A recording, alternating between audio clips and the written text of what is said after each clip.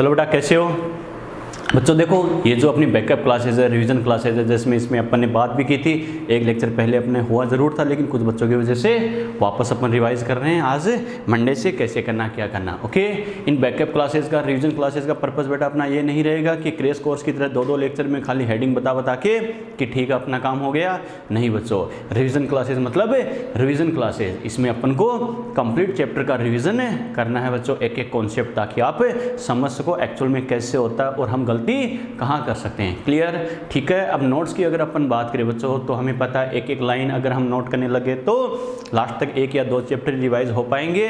लेकिन अपना टारगेट है जो अपना नीट के एग्जाम तक टाइम बचा है उसमें अपन ज़्यादा से ज़्यादा चैप्टर रिवाइज करके समझ सके। क्लियर, नोट्स के लिए जो अपने बच्चों ने ऑफलाइन क्लासेस ली हुई है उनकी हेल्प से जेरोक्स करवा कर, या फिर जो जल्दी आपको अपने YouTube चैनल पर रिकॉर्डेड आपको लेक्चर्स मिलेंगे उनकी हेल्प से आप नोट्स वगैरह बना सकते हो, कोई दिक्कत नहीं है। क्लियर, यहाँ अपना मेन पर्पस रहेगा चैप्टर को अच्छे से समझना कि किस में क्या होता है, क्योंकि अगर दिमाग में अगर कोई चीज़ है तो वो फिर काम बहुत ईजी हो जाता है बेटा। क्लियर, बात समझ में आ गई ना। चलो बेटा, तो अपने फिजिकल का जो सबसे फर्स्ट चैप्टर है, बेसिक चैप्टर है, जैसे मैंने बोल भी दिया, यहाँ मेन पर्पस रहेगा अपना समझना अच्छे से। नोट्स अपन किसी अदर बच्चे के जेरोक्स करवा के या अपने YouTube चैनल से बना सकते हैं, ताकि ज़्यादा चैप्टर अपन रिवाइज कर सके अपने एग्जाम तक। ओके, ठीक है बेटा। अपने फिजिकल का जो सबसे फर्स्ट बेसिक चैप्टर है बेटा, उसी की अपन बात करते हैं, एटॉमिक स्ट्रक्चर।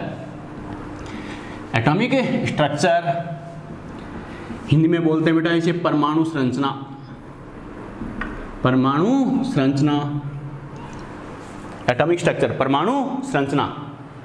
तो बच्चों देखो काफ़ी बड़ा चैप्टर है और इसको 1 बाय 1 अपन सीक्वेंस से बात करेंगे। Okay, atomic structure, atomic structure यानी परमाणु संरचना, इसके बारे में अगर अपन बात करें तो जैसे अपन ने कहा बेसिक चैप्टर है बेटा, इसमें सारी बेसिक चीज़ें आ जाएगी। चार्ज क्या होता है, मास क्या होता है, electron, proton, neutron, atom, molecule, ये सब क्या होता है, ये सब चीज़ें इसमें इंक्लूड होती है। और ये फिजिकल और इनऑर्गेनिक, इनमें दोनों में क्या होता है, बाकी के अदर चैप्टर्स में ये बार बार यूज होता है। तो सबसे बेसिक चैप्टर होता है बेटा। क्लियर, तो सबसे पहले इसी को पढ़ते हैं, ताकि जो बेसिक सी चीज़ें हैं, इलेक्ट्रॉन, प्रोटॉन, न्यूट्रॉन, एटम वगैरह आपसे बोला जाए, चार्ज क्या होगा, मास क्या होगा, ये सारी चीज़ें दिमाग में कंफ्यूजन क्रिएट ना करे। ओके, तो समझते हैं बेटा एटॉमिक स्ट्रक्चर में परमाणु की संरचना के बारे में। हेडिंग से पता चल रहा है पहली बात तो इसमें हमें क्या करना है, एटॉमिक स्ट्रक्चर यानी एटम की स्ट्रक्चर के बारे में, यानी परमाणु की संरचना के बारे में हमें पढ़ना है। ओके, ठीक है। तो सबसे पहले बात करें बच्चों, ये जो नाम आ रहा है यानी एटम,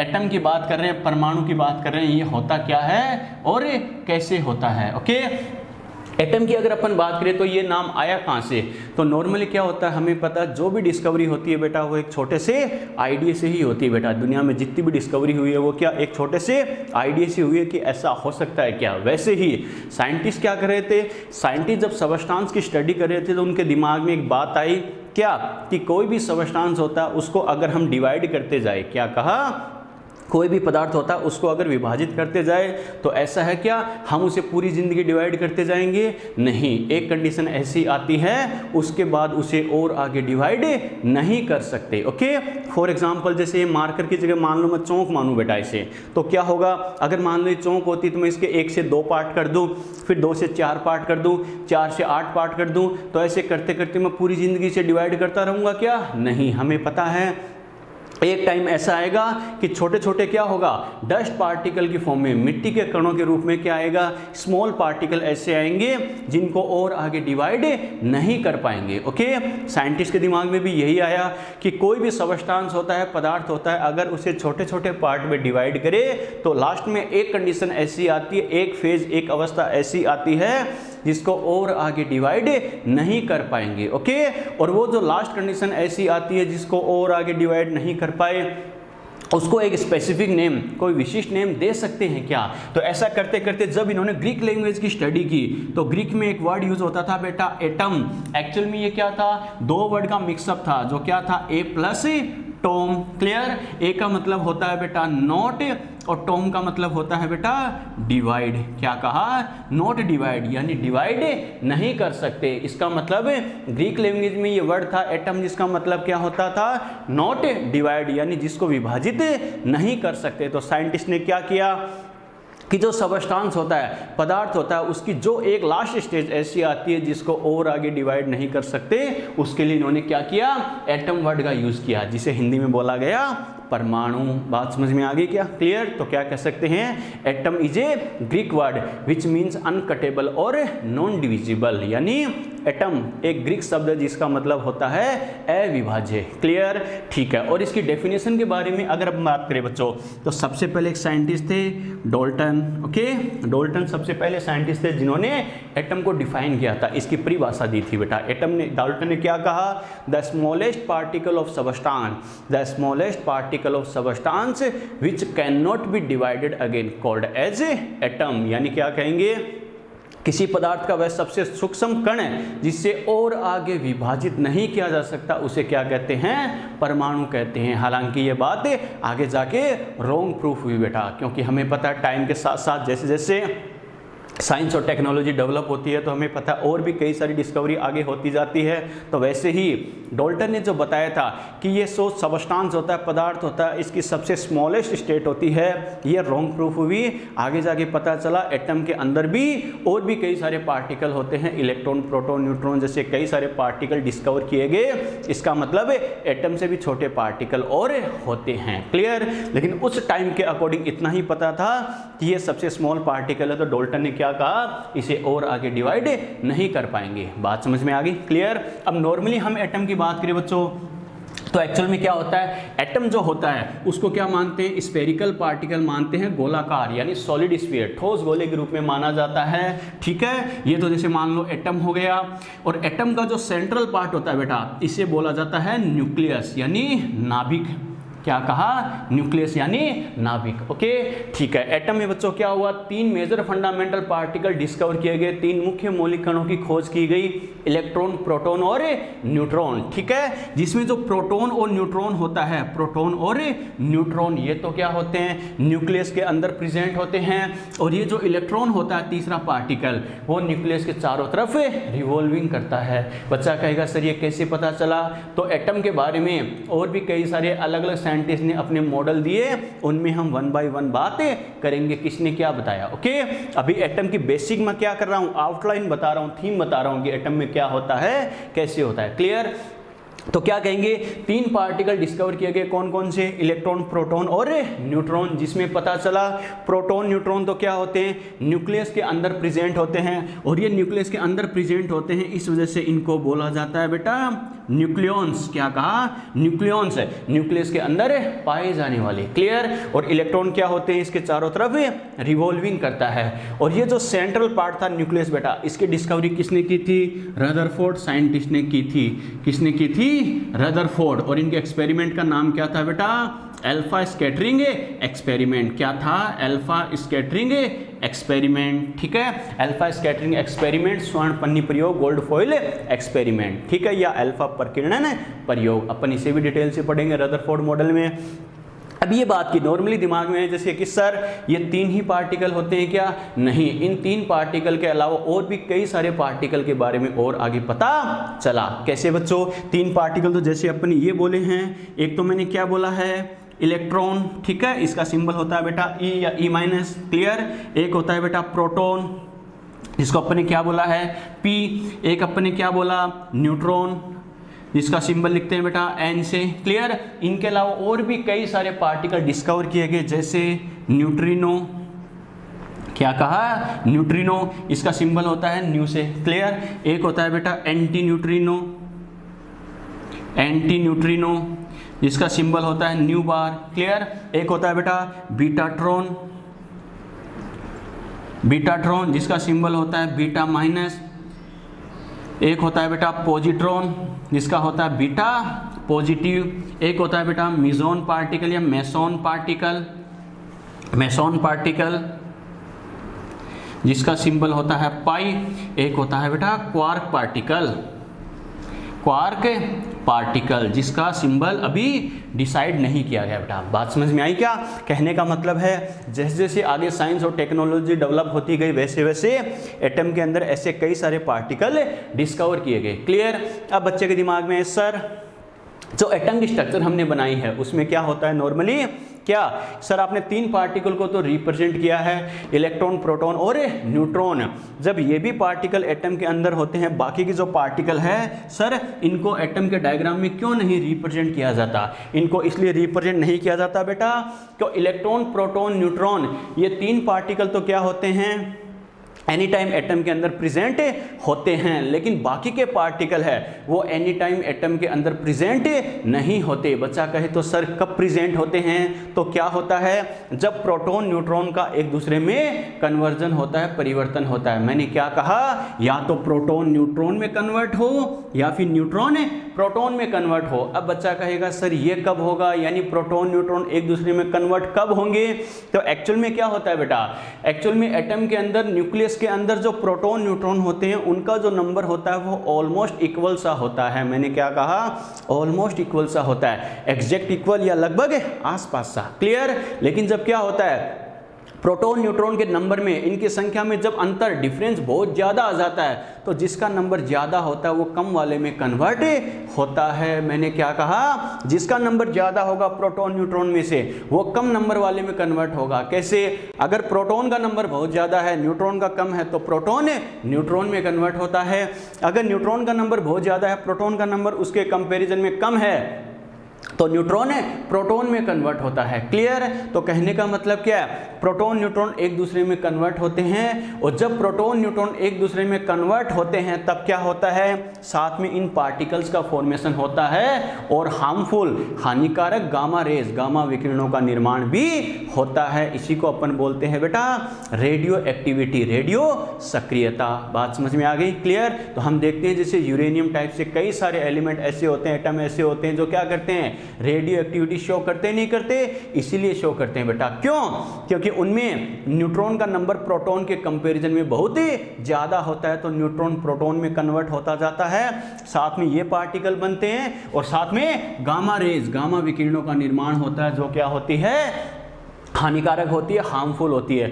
इसी प्रॉपर्टी को बोलते हैं रेडियो एक्टिविटी, रेडियो सक्रियता। समझ में आ गया? तो एटम के स्ट्रक्चर के अंदर क्या होता है, 3 पार्टिकल को तो रिप्रेजेंट करते हैं, बाकी अदर पार्टिकल को रिप्रेजेंट नहीं करते। जब न्यूक्लियस के अंदर प्रोटॉन न्यूट्रॉन की आपस में रिएक्शन होती है, इंटर कन्वर्जन होता है, अंतर परिवर्तन होता है, तब क्या होगा, स्पेशल कंडीशन में इनका फॉर्मेशन होगा और साथ में हार्मफुल गामा रेज बनेगी। क्लियर? चलो बेटा अब बात करते हैं एटम के मास और वॉल्यूम की। एक्चुअल में क्या होता है बेटा, यानी एटम का जो द्रव्यमान होता है और आयतन होता है, इसके बारे में बात करें तो ये माना जाता है कि एटम के मास के लिए तो इसका सेंट्रल पार्ट रेस्पॉन्सिबल होता है। मैंने क्या कहा, परमाणु के द्रव्यमान के लिए इसका केंद्रीय भाग यानी न्यूक्लियस, नाभिक उत्तरदायी होता है। क्लियर? और इसके वॉल्यूम के लिए, आयतन के लिए क्या होता है, इसका आउटर पार्ट, आउटर पार्ट मतलब बाहर का भाग उत्तरदायी होता है। आप कहोगे सर कैसे? तो इसका मतलब क्या है बेटा, समझना। आगे जैसे इलेक्ट्रॉन, प्रोटॉन, न्यूट्रॉन तीनों को 1 बाय 1 सीक्वेंस से अपन पढ़ेंगे डिटेल से। तो क्या होता है, यानी इलेक्ट्रॉन का जो मास होगा, द्रव्यमान होगा, वो प्रोटॉन न्यूट्रॉन के कंपैरिजन में क्या होता है, नेग्लिजिबल होता है, बहुत कम होता है। इसका मतलब एटम का जो टोटल मास आता है वो क्या आता है, ऑलमोस्ट प्रोटॉन और न्यूट्रॉन के मास के सम के इक्वल आएगा, प्रोटॉन न्यूट्रॉन के द्रव्यमान के योग के बराबर आता है। क्लियर? इसका मतलब टोटल प्रोटॉन न्यूट्रॉन जितने होते हैं उनका जो टोटल मास आएगा वही एटम का मास होता है बेटा, इसे बोलते हैं इसका मास नंबर। क्लियर? बात समझ में आई? या क्या बोलते हैं, एटॉमिक मास भी बोलते हैं। आगे हम इसे डिटेल से पढ़ेंगे। तो इसको ए से डिनोट करते हैं बेटा। ए जब अपन कैलकुलेट करेंगे तो ये होता है P + N। आया समझ में? यानी प्रोटॉन और न्यूट्रॉन का यूज करेंगे। क्लियर? तो मैंने क्या कहा, एटम के मास के लिए इसका सेंट्रल पार्ट रेस्पॉन्सिबल होता है, केंद्रीय भाग उत्तरदायी होता है। क्यों? क्योंकि इसके सेंट्रल पार्ट में, केंद्रीय भाग में प्रोटॉन और न्यूट्रॉन प्रेजेंट होते हैं। क्लियर? लेकिन इसके वॉल्यूम के लिए क्या होता है, इसका आउटर पार्ट, बाहर का भाग उत्तरदायी होता है, क्योंकि बाहर के भाग में कौन है, इलेक्ट्रॉन प्रेजेंट है। अब बच्चा कहेगा सर इलेक्ट्रॉन कैसे हो गया, इसका आउटर पार्ट, बाहर का भाग कैसे हो गया वॉल्यूम के लिए? तो एक्चुअल में क्या होता है बेटा, जैसे जैसे इलेक्ट्रॉन का नंबर बढ़ता जाता है वैसे वैसे क्या होता है, इलेक्ट्रॉन को अरेंज करने के लिए जो न्यूक्लियस होता है, नाभिक होता है, उसके बाहर की तरफ क्या होता है, सेल या ऑर्बिट है, कोश या कक्षाएं बढ़ती जाती है। ओके? कैसे बच्चों, देखो फॉर एग्जांपल मान लो ये जैसे न्यूक्लियस है बेटा, ये न्यूक्लियस है। अगर मान लो 2 ही इलेक्ट्रॉन है तो अपन कहते हैं ये पहली सेल है, पहली कक्षा है। क्लियर? ठीक है। अगर मान लो और इलेक्ट्रॉन होंगे तो दूसरी कक्षा होगी या नहीं होगी? अरे सेकंड सेल होगा बच्चों। और भी इलेक्ट्रॉन है तो इसके बाहर और सेल होगी नहीं होगी? होगी। सिंपल सी बात है बेटा। क्या? अगर नंबर ऑफ स्टूडेंट अगर ज़्यादा होंगे तो सीधी सी बात है उनको अरेंज करने के लिए, उनको व्यवस्थित करने के लिए जो बेंचेस होती है बेटा, पार्टिए होते हैं, ठीक है, उनका नंबर भी बढ़ता जाएगा। ओके? कैसे? मान लो एक बेंच पे 4 या 5 स्टूडेंट बैठ सकते हैं, तो क्या अगर नंबर ऑफ स्टूडेंट मान लो 4-5 तक है तो एक बेंच पे आ जाएंगे, कोई दिक्कत नहीं है। लेकिन नंबर ऑफ स्टूडेंट अगर डबल हो गए तो हमें पता है एक बेंच और अरेंज करनी पड़ेगी, ट्रिपल हो गए एक और अरेंज करनी पड़ेगी, और भी बढ़ गए और अरेंज करनी पड़ेगी। तो कहने का मतलब क्या? जैसे जैसे नंबर ऑफ स्टूडेंट बढ़ते जाएंगे नंबर ऑफ बेंचेस अपने आप बढ़ती जाएगी। इस वैसे ही क्या, जैसे जैसे इलेक्ट्रॉन का नंबर बढ़ता जाता है तो न्यूक्लियस के चारों तरफ ऐसी कई सारी सेल बढ़ती जाती है। और हमें पता है अगर एक ही सेल होती तो वॉल्यूम इतना होता, 2 सेल है तो वॉल्यूम ज़्यादा होगा, 3 सेल है तो वॉल्यूम और ज़्यादा होगा। तो इसके बाहर का पार्ट जहाँ पर इलेक्ट्रॉन प्रेजेंट होता है वो क्या होता है? इसके वॉल्यूम के लिए रेस्पॉन्सिबल होता है। और इसका जो सेंट्रल पार्ट होता है वो क्या होता है? इसके मास के लिए रेस्पॉन्सिबल होता है। क्लियर? ठीक है। एक बच्चों न्यूक्लियस की डेंसिटी की अगर अपन बात करें तो न्यूक्लियस की जो डेंसिटी होती है वो क्या होती है? 10⁻17 किलोग्राम पर मीटर क्यूब, या फिर इसे 10⁻14 ग्राम पर सेंटीमीटर क्यूब होता है बेटा। मैंने क्या कहा? 10⁻17 किलोग्राम पर मीटर क्यूब या 10⁻14 ग्राम पर सेंटीमीटर क्यूब, जो क्या होता है हर एटम के लिए क्या होता है? ऑलमोस्ट फिक्स होता है। ये न्यूक्लियस की डेंसिटी की वैल्यू होती है बेटा। समझ में आ गया? क्लियर? चलो बेटा, ये तो अपन ने बात की है बेसिकली एटम के बारे में। आगे अगर इसको कंटिन्यू करें बच्चों तो देखो क्या होगा। अब बात करें, ये तो जैसे न्यूक्लियस की डेंसिटी हो गई जिसकी वैल्यू ऑलमोस्ट क्या रहेगी?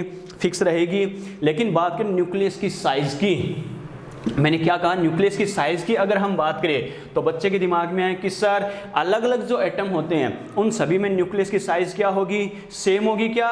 नहीं बेटा, न्यूक्लियस की साइज अलग अलग एटम में क्या होती है? अलग अलग होती है। कैसे होती है समझना इस बात को। अरे यहां तक बात समझ में आई ना? ठीक है बेटा, चलो आगे बात करते हैं बेटा। मैंने क्या कहा? जो अलग अलग टाइप के एटम होते हैं, जैसे मान लो hydrogen, helium, lithium, beryllium, boron, carbon, nitrogen, कई सारे एटम परमाणु हम बोलते हैं बच्चों। तो क्या होगा उनके अकॉर्डिंग बात करें, बच्चे के दिमाग में आए सर हर एटम में क्या होगा? जो एटम के जो न्यूक्लियस होगा, उसका केंद्र होगा, नाभिक होगा, उसकी साइज सभी के लिए सेम होगी क्या? नहीं बेटा, उसकी साइज सभी के लिए क्या होती है? अलग अलग होती है। कैसे होती है बेटा समझना इस बात को। ये डायग्राम मैं वापस बना रहा हूं। ये न्यूक्लियस, इलेक्ट्रॉन और इसके अंदर हमें पता है प्रोटॉन एंड न्यूट्रॉन। क्लियर? चलो बच्चों, और हमें पता इन दोनों का जो सम होगा इसी को तो क्या बोलते हैं? एटम का मास नंबर। क्लियर? तो क्या माना जाता है? न्यूक्लियस का जो साइज होता है, रेडियस होता है, वो क्या होता है? उसके मास नंबर के डायरेक्टली प्रोपोर्शनल तो होता है, लेकिन उसकी पावर क्या होती है? 1/3। मैंने क्या कहा? प्रैक्टिकल डाटा एक दिया गया कि न्यूक्लियस की जो साइज या रेडियस होगी वो उसके मास नंबर के डायरेक्टली प्रोपोर्शनल तो होगा, लेकिन इसकी पावर क्या होगी बेटा? 1/3 होगी। बच्चा कहेगा सर ये कैसे? ये ऐसे बेटा। एक्चुअल में क्या होता है? एक का मतलब क्या होता है? मास नंबर, प्रोटॉन न्यूट्रॉन के नंबर का क्या होगा? सम, योग। क्लियर? इसका मतलब प्रोटॉन न्यूट्रॉन का नंबर जितना ज़्यादा होगा तो हमें पता है बच्चों उनको अरेंज करने के लिए क्या होगा? अरे सीधी सी बात है बच्चों, न्यूक्लियस की साइज उतनी ही ज़्यादा होगी। कैसे?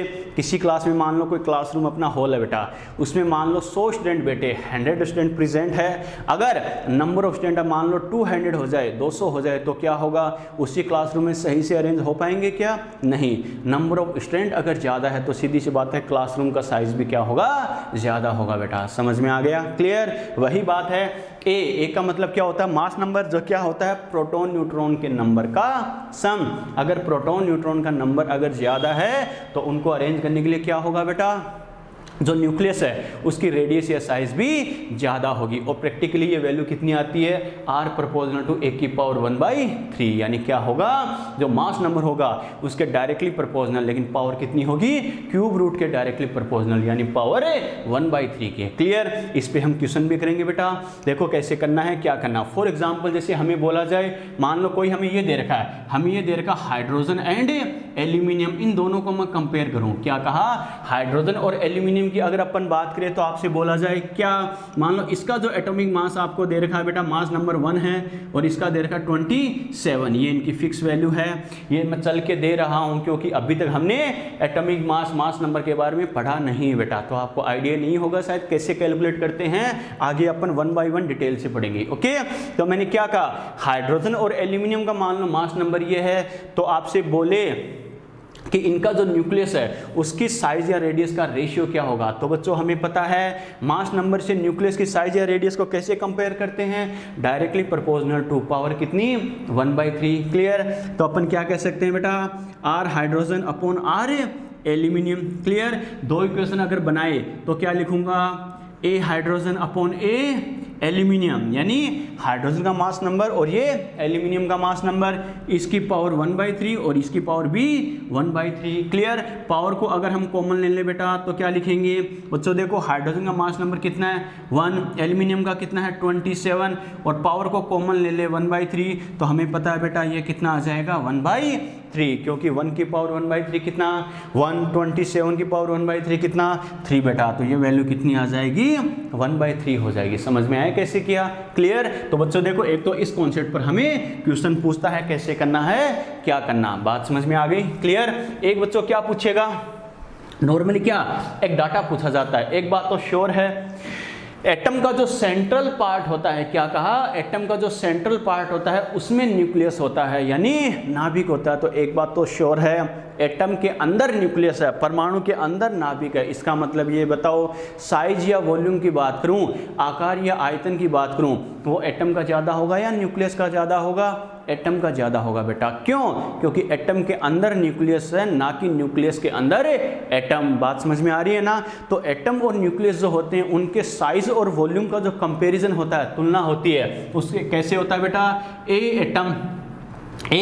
एटम इक्वल टू क्या होता है 10⁵ टाइम्स ऑफ ए न्यूक्लियस। मैंने क्या कहा बेटा, ए एटम, यानी एटम का जो साइज होगा बेटा, आकार होगा, वो क्या होगा न्यूक्लियस के साइज या आकार का 10⁵ गुना होता है, 10⁵ टाइम्स होता है। क्लियर, और वी मतलब वॉल्यूम, एटम का जो वॉल्यूम होगा वो क्या होता है बेटा, न्यूक्लियस के वॉल्यूम का 10⁴ यानी 15 टाइम्स होता है बेटा। क्या कहा, यानी साइज और वॉल्यूम को कंपेयर करें एटम और न्यूक्लियस तो ये होता है। हमें पता है साइज हो चाहे वॉल्यूम हो, सीधी सी बात है एटम वाली वैल्यू ज़्यादा होगी, और एटम वाली वैल्यू ज़्यादा होगी तो एटम का जो साइज है वो तो क्या होगा बच्चों, न्यूक्लियस के साइज के कंपैरिजन में 10⁵ टाइम्स, और जो वॉल्यूम होगा वो क्या होगा 10⁻15 टाइम्स होता है बच्चों। समझ में आया। क्लियर, यस और नो।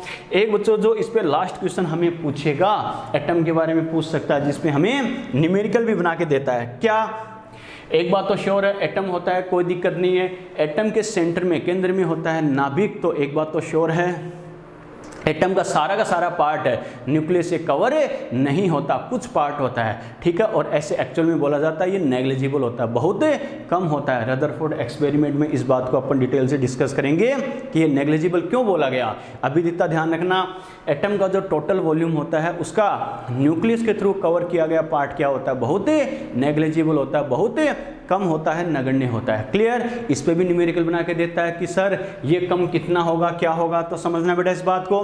एक्चुअल में क्या इसका कॉन्सेप्ट क्या अप्लाई किया जाता है, the part of volume of atom, formula क्या होता है, द पार्ट ऑफ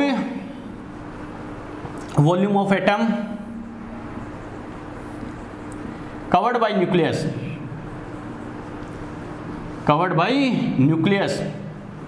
क्या कहा, the part of volume of atom covered by nucleus, यानी क्या कहा, परमाणु के आयतन का नाभिक द्वारा घेरा गया भाग। ओके, तो इसमें क्या होता है बेटा, volume of nucleus, volume of nucleus यानी नाभिक का आयतन, अपॉन बोलते हैं बेटा वॉल्यूम ऑफ एटम यानी परमाणु का आयतन। अब बच्चों ये नाभिक होता है, जो परमाणु होता है, यानी न्यूक्लियस और एटम को क्या मानते हैं, सॉलिड स्फीयर, ठोस गोले के रूप में कंसीडर करते हैं। तो बच्चों हमें पता है सॉलिड स्फीयर का वॉल्यूम क्या होता है 4/3 πr³, यस और नो होता है बच्चों। और ये भी क्या होता है सॉलिड स्फीयर, तो ये भी क्या होगा 4/3 πr³। अब हमें पता है यहाँ पर देखो r, दोनों अलग अलग वैल्यूज है एक्चुअल में। r मतलब रेडियस, त्रिज्या, यहाँ रेडियस किसकी है न्यूक्लियस की, तो मैं इसे लिख रहा हूं बेटा Rn, यानी न्यूक्लियस की रेडियस। यहाँ बच्चों एटम की बात करा तो क्या होगा Ra, 4/3 को 4/3 से, पाई को पाई से उड़ा दे तो ये क्या बच गया बच्चों Rn/Ra, और इसकी पावर क्या होगी 3 होगी बेटा। समझ में आ गया, क्लियर। तो इसमें क्वेश्चन क्या बनेगा बच्चों, इसमें क्वेश्चन क्या बनेगा, आपको बोलेगा एटम की मान लो साइज वगैरह रेडियस ये है, न्यूक्लियस की ये है, तो एटम का कितना पार्ट न्यूक्लियस से कवर होगा, क्लियर। फॉर एग्जांपल जैसे इस पर एक क्वेश्चन करके हम देखें तो बच्चों देखो क्या होगा, जैसे हमें ये बोला जाए कि एटम जो है, एटम की जो साइज कितनी है 1 एंगस्ट्रम।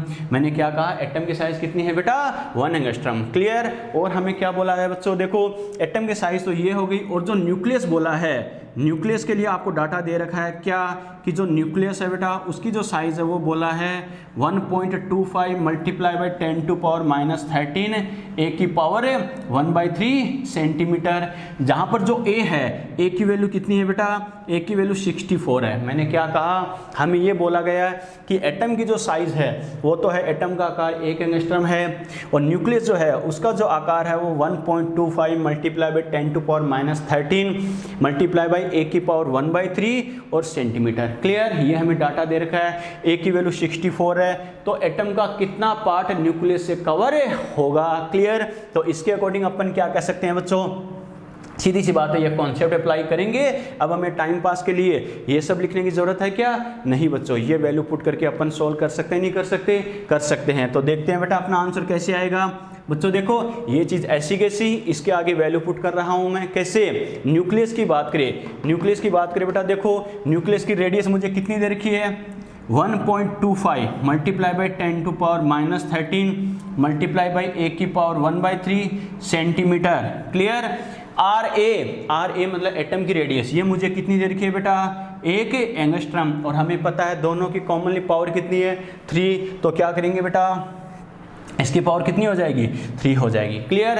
अब इनकी देखो बेटा, ये सेंटीमीटर और ये एंगस्ट्रम है, तो दोनों को क्या कर सकते हैं, कैंसिल आउट कर सकते हैं क्या, नहीं, पहले दोनों को सेम यूनिट में लेके आएंगे। सेम यूनिट में कैसे लेके आएंगे, 1 एंगस्ट्रम जो होता है बेटा वो होता है 10 टू पावर -8 सेंटीमीटर, यस और नो, अरे ध्यान होगा ये तो क्या करेंगे, अगर मैं सेम यूनिट में लिखूं तो क्या लिखेंगे, यहाँ पे डेसिमल हटाऊं तो ये कितना 125 मल्टीप्लाई बाई 10 टू पावर -13, और ये बच्चों ए की वैल्यू कितनी बोल रहा है 64, इसकी पावर 1/3 सेंटीमीटर अपॉन ये डेसिमल हटाया कितना हो गया 100, और मल्टीप्लाई बाई 10 टू पावर, बच्चों देखो एंगस्ट्रम को अगर सेंटीमीटर में लिखूं तो 1 ऐसा कैसा, और multiply by 10 to power -8 centimetre, और इसकी पावर कितनी हो जाएगी 3। कैसे करें बेटा, समझ में आ रहा है, यस और नो, क्लियर। अब सेंटीमीटर को सेंटीमीटर से हमें उड़ा सकते हैं, ओके। चलो बेटा आगे अपन क्या कहेंगे, अगर मैं 25 से कैंसिल आउट करूँ बच्चों तो ये कितना हो जाएगा 5, ये कितना हो जाएगा 4, यस और नो। यहाँ कितना बच गया 5 और इधर 4, तो मैं ऊपर क्या लिखूंगा 5 मल्टीप्लाई ये 10 टू पावर -8, ये -13, तो कितना बच गया बेटा -5 हुआ या नहीं हुआ, हुआ बच्चों। तो क्या लिखेंगे 5 मल्टीप्लाई क्या हो गया 10 टू पावर -5 मल्टीप्लाई 64 की पावर 1/3 है बच्चों, तो ये कितना हो जाएगा 4 अपॉन, इधर देखो क्या बच गया था 100 को कैंसिल आउट किया तो कितना हो गया बेटा 4, और इसकी पावर क्या करेंगे बच्चों यानी 3 हो जाएगा। समझ में आ रहा है कैसे कर रहे हैं, अगर मैं 4 से 4 को उड़ा दूं तो ये कैंसिल आउट हो गया। देखो बच्चों 5 की पावर क्या 3, कितना होगा 125 मल्टीप्लाई बाई 10 टू पावर -5, तो ये कितना होगा 10 टू पावर -15। ये अपना आंसर आ गया। कैसे क्या समझ में आया, यस और नो, क्लियर। और यहाँ तक बात ठीक है बच्चों, कैसे किया क्या किया, तो ये तो अपन ने बात की है बेटा बेसिकली एटम के बारे में हमें कैसे पूछ सकता है क्या होता है, क्लियर। और 2 कॉन्सेप्ट पे जो न्यूमेरिकल बनाता है वो भी अपन ने डिस्कस किए हैं।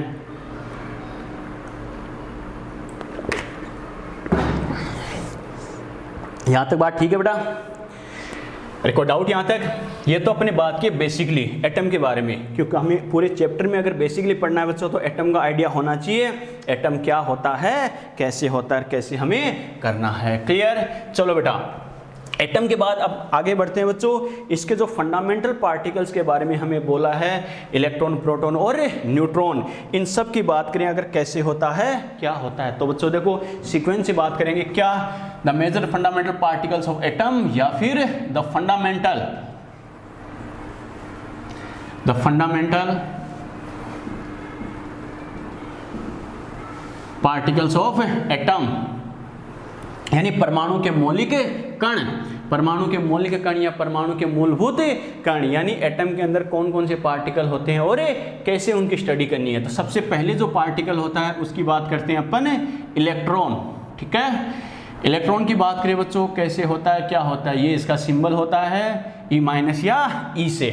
तो सबसे पहले बात करें एक एक पार्टिकल के बारे में, कैसे डिस्कवरी हुई, क्या हुई। तो ये जो इलेक्ट्रॉन था बच्चों, फर्स्ट जो पार्टिकल है इलेक्ट्रॉन, इसकी डिस्कवरी की बात करें तो इसकी डिस्कवरी किसने की थी, जे थॉमसन ने की थी बेटा। किसने की थी, जे थॉमसन ने। और कैसे की थी, कैथोड रेज एक्सपेरिमेंट। मैंने क्या कहा, कैथोड रेज एक्सपेरिमेंट। ये जो मैंने लिखा है अपने आप में क्वेश्चन है बेटा, ये क्या, इलेक्ट्रॉन की डिस्कवरी किसने की और कैसे की। तो electron is discovered by J Thomson by cathode rays experiment. Clear, यानी इलेक्ट्रॉन की खोज जे थॉमसन द्वारा की गई और कैसे की गई, कैथोड किरण प्रयोग द्वारा की गई। तो पहली बात तो बच्चे के दिमाग में, सर ये एक्सपेरिमेंट क्या था, तो समझना बच्चों कैसे होता, क्या होता है। थॉमसन ने क्या किया, एक एक्सपेरिमेंट किया बेटा। एक एक्सपेरिमेंट कैसे किया, इन्होंने एक ग्लास ट्यूब ली, ये इन्होंने ग्लास ट्यूब ली बेटा। इसमें क्या किया, दो प्लेट इन्होंने लगाई और इन दोनों प्लेट को इन्होंने क्या किया, बैटरी की हेल्प से कनेक्ट कर दिया। ओके, ठीक है, समझना अच्छे से। ये जो प्लेट है बेटा, ये नेगेटिव वाली प्लेट होती है, ये होती है पॉजिटिव वाली प्लेट। इसको बोला गया कैथोड, इस प्लेट को बोला गया कैथोड और इस प्लेट को बोला गया एनोड। इस ट्यूब में इन्होंने क्या किया, गैस फिल की। कौन सी गैस फिल की, इसका कोई आइडिया नहीं था। इसमें गैस फिल की, तो ये क्या था बेटा, ये गैस है। और इस ट्यूब को इन्होंने क्या बोला, डिस्चार्जिंग ट्यूब। क्या बोला गया, डिस्चार्जिंग ट्यूब, यानी विसर्जन नलिका। क्लियर। चलो अब बात करते हैं मेजर ये एक्सपेरिमेंट था क्या, एक्चुअल में क्या इन्होंने क्या किया, जब एक ग्लास ट्यूब के अंदर क्या किया, बैटरी से कनेक्ट करके इलेक्ट्रिक फील्ड, विद्युत क्षेत्र प्रोवाइड करवाया, प्रदान करवाया। तो इन्होंने देखा कि जो गैसेस पार्टिकल होते हैं, गैसीय कण होते हैं ट्यूब के अंदर भरे गए, वो क्या होते हैं, कुछ पार्टिकल प्रोड्यूस कर रहे हैं, कुछ अन्य कण उत्पन्न कर रहे हैं। क्लियर। क्या कहा, ये जो गैसेस पार्टिकल इसके अंदर भरे गए हैं वो क्या, कुछ अन्य अदर पार्टिकल प्रोड्यूस कर रहे हैं। और वो अदर पार्टिकल है वो क्या, सामने वाली प्लेट की तरफ मूव कर रहे हैं। क्या कहा, सामने वाली प्लेट की तरफ मूव कर रहे हैं। क्लियर। एक बात तो ध्यान रखना, कई सारे पार्टिकल होते हैं बेटा, वो अगर एक साथ ग्रुप में हो तो उनके लिए वर्ड यूज करते हैं रेज। जैसे अपन बोलते हैं ना बीम, लाइट की बीम गिरा रहा है, टॉर्च की बीम या लाइट गिरा रहा है, इसका मतलब क्या, रेज। रेज का मतलब ये होता है किरण, यानी कई सारे कणों का एक साथ समूह, ग्रुपिंग। बात समझ में आई क्या। क्लियर। तो ये कई सारे मैनी पार्टिकल्स क्यों थे, क्योंकि हमें पता है ये जो ट्यूब थी इसके अंदर कोई गैस का एक ही एटम था क्या, नहीं, गैस के कई सारे एटम थे। और वो कई सारे एटम क्या होते हैं, हर एटम क्या करता है, यानी इलेक्ट्रिक एनर्जी जो प्रोवाइड करवाएगी इलेक्ट्रिक फील्ड के थ्रू, उसके थ्रू क्या होते हैं, आयनाइज होकर कुछ पार्टिकल प्रोड्यूस होते हैं। और वो कई सारे पार्टिकल एक साथ ग्रुप में क्या होता है, सामने वाली प्लेट की तरफ मूव करते हैं। कई सारे पार्टिकल एक साथ ग्रुप में मूव करते हैं बेटा, तो ग्रुपिंग को क्या बोलते हैं, रेज वर्ड यूज किया गया। क्लियर। क्या वर्ड यूज करते हैं, रेज, यानी किरण। ओके, अपन बोलते हैं ना सूर्य की किरणें, यानी सनलाइट या सनरेज। ठीक है, सूर्य की किरणें, इसमें क्या होता है, सनलाइट में कोई एक ही पार्टिकल होता है क्या, नहीं, मिलियंस बिलियंस फोटोन आते हैं, अरबों खरबों की संख्या में फोटोन, यानी लाइट पार्टिकल, प्रकाश के कण आते नहीं आते, आते हैं बच्चों। वैसे ही इसमें भी क्या होता है, कई सारे पार्टिकल थे एक साथ, वो क्या कर रहे हैं, सामने वाली प्लेट की तरफ मूव कर रहे हैं, तो इनके लिए रेज वर्ड यूज किया गया। और इन पार्टिकल के लिए ये एज्यूम किया गया, ये लगा, इनकी डायरेक्शन कैसी थी बेटा, एनोड से कैथोड की तरफ या कैथोड से एनोड की तरफ है, कैथोड से एनोड की तरफ थी। तो ऐसा अपीयर हुआ, ऐसा प्रतीत हुआ कि ये कैथोड से उत्पन्न होकर एनोड की तरफ जा रहे हैं। ठीक है, ऐसे लगा कि ये कैथोड से उत्पन्न होते हैं, प्रोड्यूस होते हैं, इस वजह से इनको बोला गया कैथोड। क्या कहा, इनको बोला गया बेटा कैथोड रेज। समझ में आ गया। और इस एक्सपेरिमेंट को नाम दिया गया कैथोड रेज एक्सपेरिमेंट। समझ में आ गया। क्लियर। चलो बेटा, आगे साइंटिस्ट ने क्या ऑब्जर्व किया, क्या कि ये पार्टिकल सामने वाली प्लेट की तरफ जा रहे हैं, एनोड की तरफ जा रहे हैं, मतलब जिनका साइन कैसा होता है, एनोड का पॉजिटिव होता है। इसका मतलब ये पार्टिकल पॉजिटिव प्लेट की तरफ जा रहे हैं। इसका मतलब फिजिक्स के रूल के अकॉर्डिंग, फिजिक्स का रूल क्या होता है बेटा, सेम चार्ज में रिपल्सन, समान आवेश में प्रतिकर्षण, और अपोजिट चार्ज में अट्रैक्शन, विपरीत आवेश में आकर्षण। इसका मतलब इन्होंने क्या कहा, अगर ये एनोड की तरफ जा रहे हैं, एनोड कैसी होती है, पॉजिटिव प्लेट होती है, इसका मतलब इन पार्टिकल पर चार्ज कैसा होना चाहिए, नेगेटिव होना चाहिए। क्लियर, इस वजह से बोला गया कि ये जो पार्टिकल होते हैं वो नेगेटिव चार्ज पार्टिकल होते हैं। समझ में आ गया? क्लियर, ठीक है बेटा। और इनको जो इलेक्ट्रॉन नाम दिया गया वो दिया था बेटा स्टोनी नाम के साइंटिस्ट ने। क्लियर, बच्चा कहेगा सर ये क्या लफड़ा है, इसने डिस्कवर किया, इसने नाम दिया, तो बात वही है बेटा, जैसे वही बात है, घर में बच्चे होते हैं, जन्म कोई देता है और नाम क्या, बुआ, वो जैसे मौसी वगैरह वो नाम रखते हैं ना, लालू पप्पू कालू मुन्नी वो सब नाम रखते हैं। सेम लफड़ा बेटा यहाँ है, ठीक है। इनको भी डिस्कवर कोई करता है और इनकी बुआ और कोई है, नाम है और कोई देता है बेटा। समझ में आ गया? क्लियर, ये तो इलेक्ट्रॉन की बेसिक सी बात है, इसकी डिस्कवरी किसने की थी और कैसे की थी, समझ में आ गया? क्लियर, लेकिन ये कोई एग्जाम के पॉइंट ऑफ व्यू से हमारे लिए कोई ज़्यादा काम की चीज़ नहीं है। ओके, अपने काम की चीज़ क्या है बेटा, इसका चार्ज और इसका मास। बात समझ में आ गई? क्या कहा, अपने लिए यूजफुल क्या है, इलेक्ट्रॉन का चार्ज और इलेक्ट्रॉन का मास। तो 1 बाय 1 बात करते हैं बेटा। चार्ज ऑफ इलेक्ट्रॉन, क्या कहा, चार्ज ऑफ इलेक्ट्रॉन। बच्चों किसी भी पार्टिकल के चार्ज को हम यहाँ पर रिप्रेजेंट करेंगे Q से। क्या कहा, पार्टिकल के चार्ज को किससे रिप्रेजेंट करेंगे, Q से, चाहे कोई सा भी पार्टिकल हो। QE, इलेक्ट्रॉन की बात कर रहा है, मतलब कौन सा पार्टिकल, QE, यानी इलेक्ट्रॉन की बात करें तो लिखेंगे QE, मतलब इलेक्ट्रॉन का चार्ज। क्लियर, और इलेक्ट्रॉन के जो चार्ज की वैल्यू होती है वो होती है -1.6 मल्टीप्लाई बाई 10⁻⁻19 कुलाम। ये C लिखा है बेटा, ये होता है कुलाम, जो चार्ज की यूनिट होती है बेटा। क्लियर, ठीक है। तो क्या कहा, ये तो होता है इलेक्ट्रॉन का चार्ज। नॉर्मली यही वैल्यू लिखाई जाती है, लेकिन ध्यान रखना इसकी एक वैल्यू और होती है बेटा। कैसे, कुलाम को स्टेट कुलाम में भी चेंज करता है बेटा। क्या कहा, कुलाम को स्टेट कुलाम में चेंज करना। बच्चा कहेगा सर ये कैसे करते हैं, तो ध्यान रखना कि 1 कुलाम जो होता है वो क्या होता है, 3 मल्टीप्लाई बाई 10⁻⁹ और क्या होता है बेटा, स्टेट कुलाम होता है, या बोलते हैं इसे ESU। इनकी फुल फॉर्म क्या है, C मतलब कुलाम, ST state कुलाम, ESU electrostatic unit स्थिर वैद्युत इकाई, जो इलेक्ट्रोस्टैटिक में कई बार आता है बेटा। बात समझ में आ गई? क्लियर, तो जैसे हम कन्वर्ट करते हैं ना कि 1 किलोग्राम इक्वल टू 1000 ग्राम, वैसे ही 1 कुलाम इक्वल टू इतना स्टेट कुलाम। क्लियर, तो क्या करेंगे, अगर मैं इसे स्टेट कुलाम में कन्वर्ट करूं बेटा तो क्या कर सकते हैं, 1.6 मल्टीप्लाई बाई 10⁻⁻19। ये तो ऐसा कैसा, किससे मल्टीप्लाई करूंगा, 3 मल्टीप्लाई बाई 10⁻9 स्टेट कुलाम। ठीक है, स्टेट कुलाम और ESU। क्लियर, इसे अगर अपन सोल्व करें बेटा तो ये तो देखो बेटा, इससे मल्टीप्लाई होकर क्या होगा, -4.8 मल्टीप्लाई बाई 10 कितना हो गया, -10 स्टेट कुलाम, और क्या बोलते हैं बेटा इसे, ESU। तो ये ध्यान रखना, ये तो इसकी MKS यूनिट होती है बेटा इलेक्ट्रॉन के चार्ज की, और ये क्या होती है, CGS यूनिट होती है। समझ में आ गया? क्लियर, तो ध्यान रखना नॉर्मली एक ही वैल्यू ये लिखाई जाती है और बच्चा इसी को रटता है कि ये चार्ज होता है, ये चार्ज होता है, लेकिन बाय द वे ऐसा ऑप्शन दे रखा तो बोथ वाला ऑप्शन जाएगा। समझ में आ गया? क्लियर, ठीक है बेटा।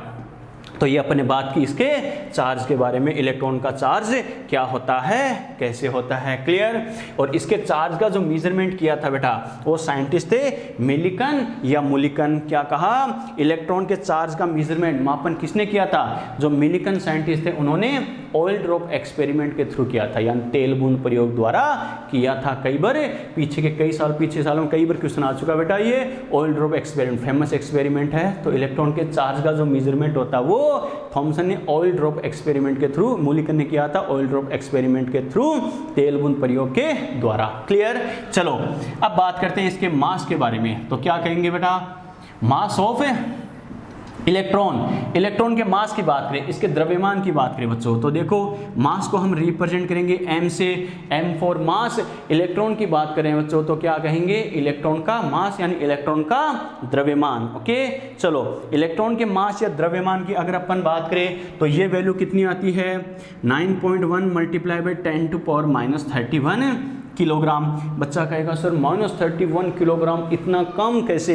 बिल्कुल बेटा, हमें पता है हम बात कर रहे हैं इलेक्ट्रॉन की, क्योंकि हमें पता है इलेक्ट्रॉन किसके अंदर होते हैं, एटम के अंदर होते हैं, परमाणु के अंदर होते हैं। एटम ही इतना छोटा होता है कि हम डायरेक्टली इसे खुली आंखों से नहीं देख सकते। बच्चा कहेगा सर बंद आंखों से देख सकते हैं क्या? नहीं बेटा, इसका मतलब ये है बिना माइक्रोस्कोप वगैरह की हेल्प से अपन इनको डायरेक्टली नहीं देख सकते।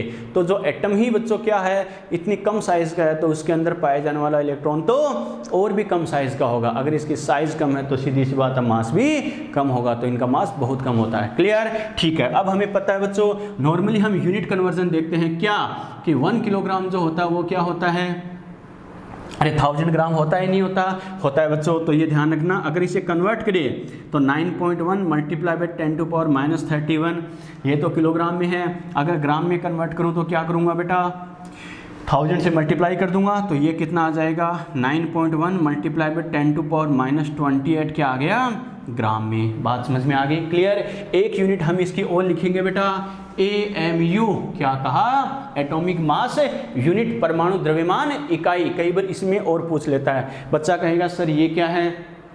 एक्चुअल में क्या, नॉर्मली हम मास के लिए किलोग्राम, ग्राम वगैरह ये तो यूज़ करते हैं बेटा, लेकिन एक्चुअल में क्या, जो बहुत छोटे पार्टिकल होते हैं, atom, molecule, electron, proton, neutron, इनके लिए एक स्पेशल यूनिट यूज़ करते हैं, AMU, atomic mass unit. Clear? अब एक बात तो श्योर है, ग्राम, किलोग्राम ये भी क्या, मास की, द्रव्यमान की इकाई है, और ये भी क्या, मास या द्रव्यमान की यूनिट है, इकाई है। इसका मतलब दोनों में आपस में कुछ रिलेशन तो है आपस में कन्वर्ट करने के लिए। वो क्या होता है बेटा, समझना इस बात को।